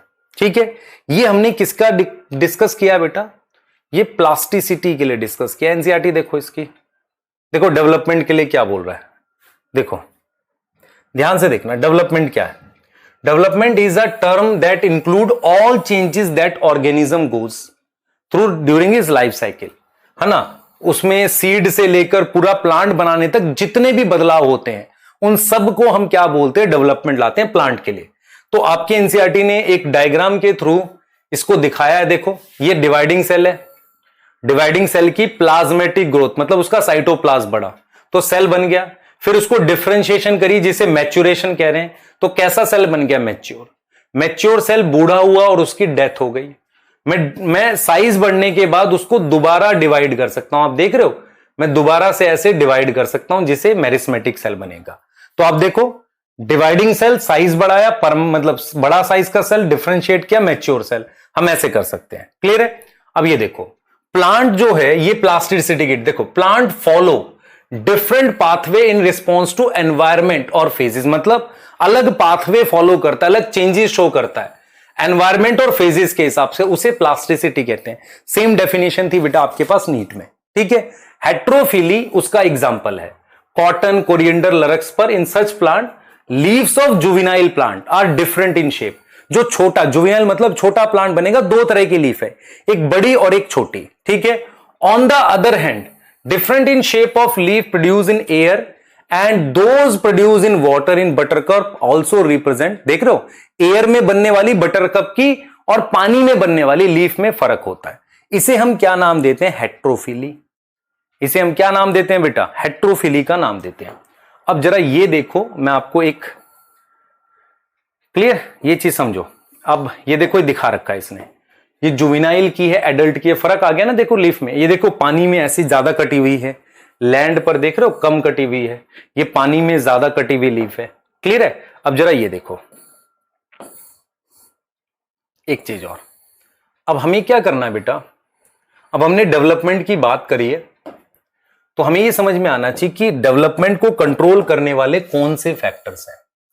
तो जो डेवलपमेंट को कंट्रोल करते हैं वो 2 तरह के फैक्टर होते हैं, समझना। प्लांट में ग्रोथ और डेवलपमेंट, उसको कंट्रोल करने वाले 2 तरह के फैक्टर होते हैं। एक एक्सटर्नल फैक्टर है, जैसे कि फोटोसिंथेसिस के लिए जो चाहिए, जिसे एक्सट्रिंसिक कहते हैं। इसमें ये सब आ जाता है, लाइट आ जाता है, टेम्परेचर आ जाता है, न्यूट्रिएंट्स आ जाते हैं, ये सब आ जाता है। फिर आ जाते हैं इंटरनल, जिसको हम इंट्रिंसिक कहते हैं। अब देखो इंटरनल फैक्टर क्या होंगे, इसको समझना है। मेरे पास ये सेल है, ये इसके पास न्यूक्लियस है। तो इंटरनल फैक्टर 2 तरीके के होते हैं, समझना ध्यान से। इंटरनल फैक्टर 2 तरीके के होते हैं। एक जो न्यूक्लियस के अंदर हो तो इसको बोलेंगे इंट्रासेलुलर इंट्रिंसिक फैक्टर, जो न्यूक्लियस के अंदर है। भाई न्यूक्लियस के अंदर क्या है? जीन। और एक केमिकल जो यहां काम करेंगे ये होते हैं प्लांट हार्मोन, जिसको अब हमें पढ़ना रहेगा। प्लांट हार्मोन ये कौन से हो गए? इसके लिए क्वेश्चन आ सकता है। प्लांट हार्मोन आर इंट्रासेलुलर, नहीं इंटर आएगा ना, plant hormone are intercellular intrinsic. Intercellular intrinsic, cells के बीच में इंट्रिंसिक है। आप समझ रहे हो? इंट्रिंसिक मतलब इंटरनल। अगर सेल्स के बीच में है तो वो हार्मोन्स काम करते हैं, सेल के अंदर से जीन कंट्रोल करते हैं, तो जीन को कहेंगे इंट्रासेलुलर और प्लांट ग्रोथ हार्मोन्स को हम कहेंगे इंटरसेलुलर। तो अब यहां से हम जो टॉपिक नेक्स्ट क्लास में पढ़ेंगे, प्लांट हार्मोन, ऑक्सिन वगैरह, वो पढ़ेंगे। प्लीज एनसीईआरटी पढ़ना, इससे बाहर नहीं आएगा, पर एनसीईआरटी डीप एनसीईआरटी चाहिए, सुपरफिशियल से नहीं होगा बेटा। ठीक है? क्लियर? ठीक है, ठीक है। नेक्स्ट क्लास में मिलते हैं। Thank you so much.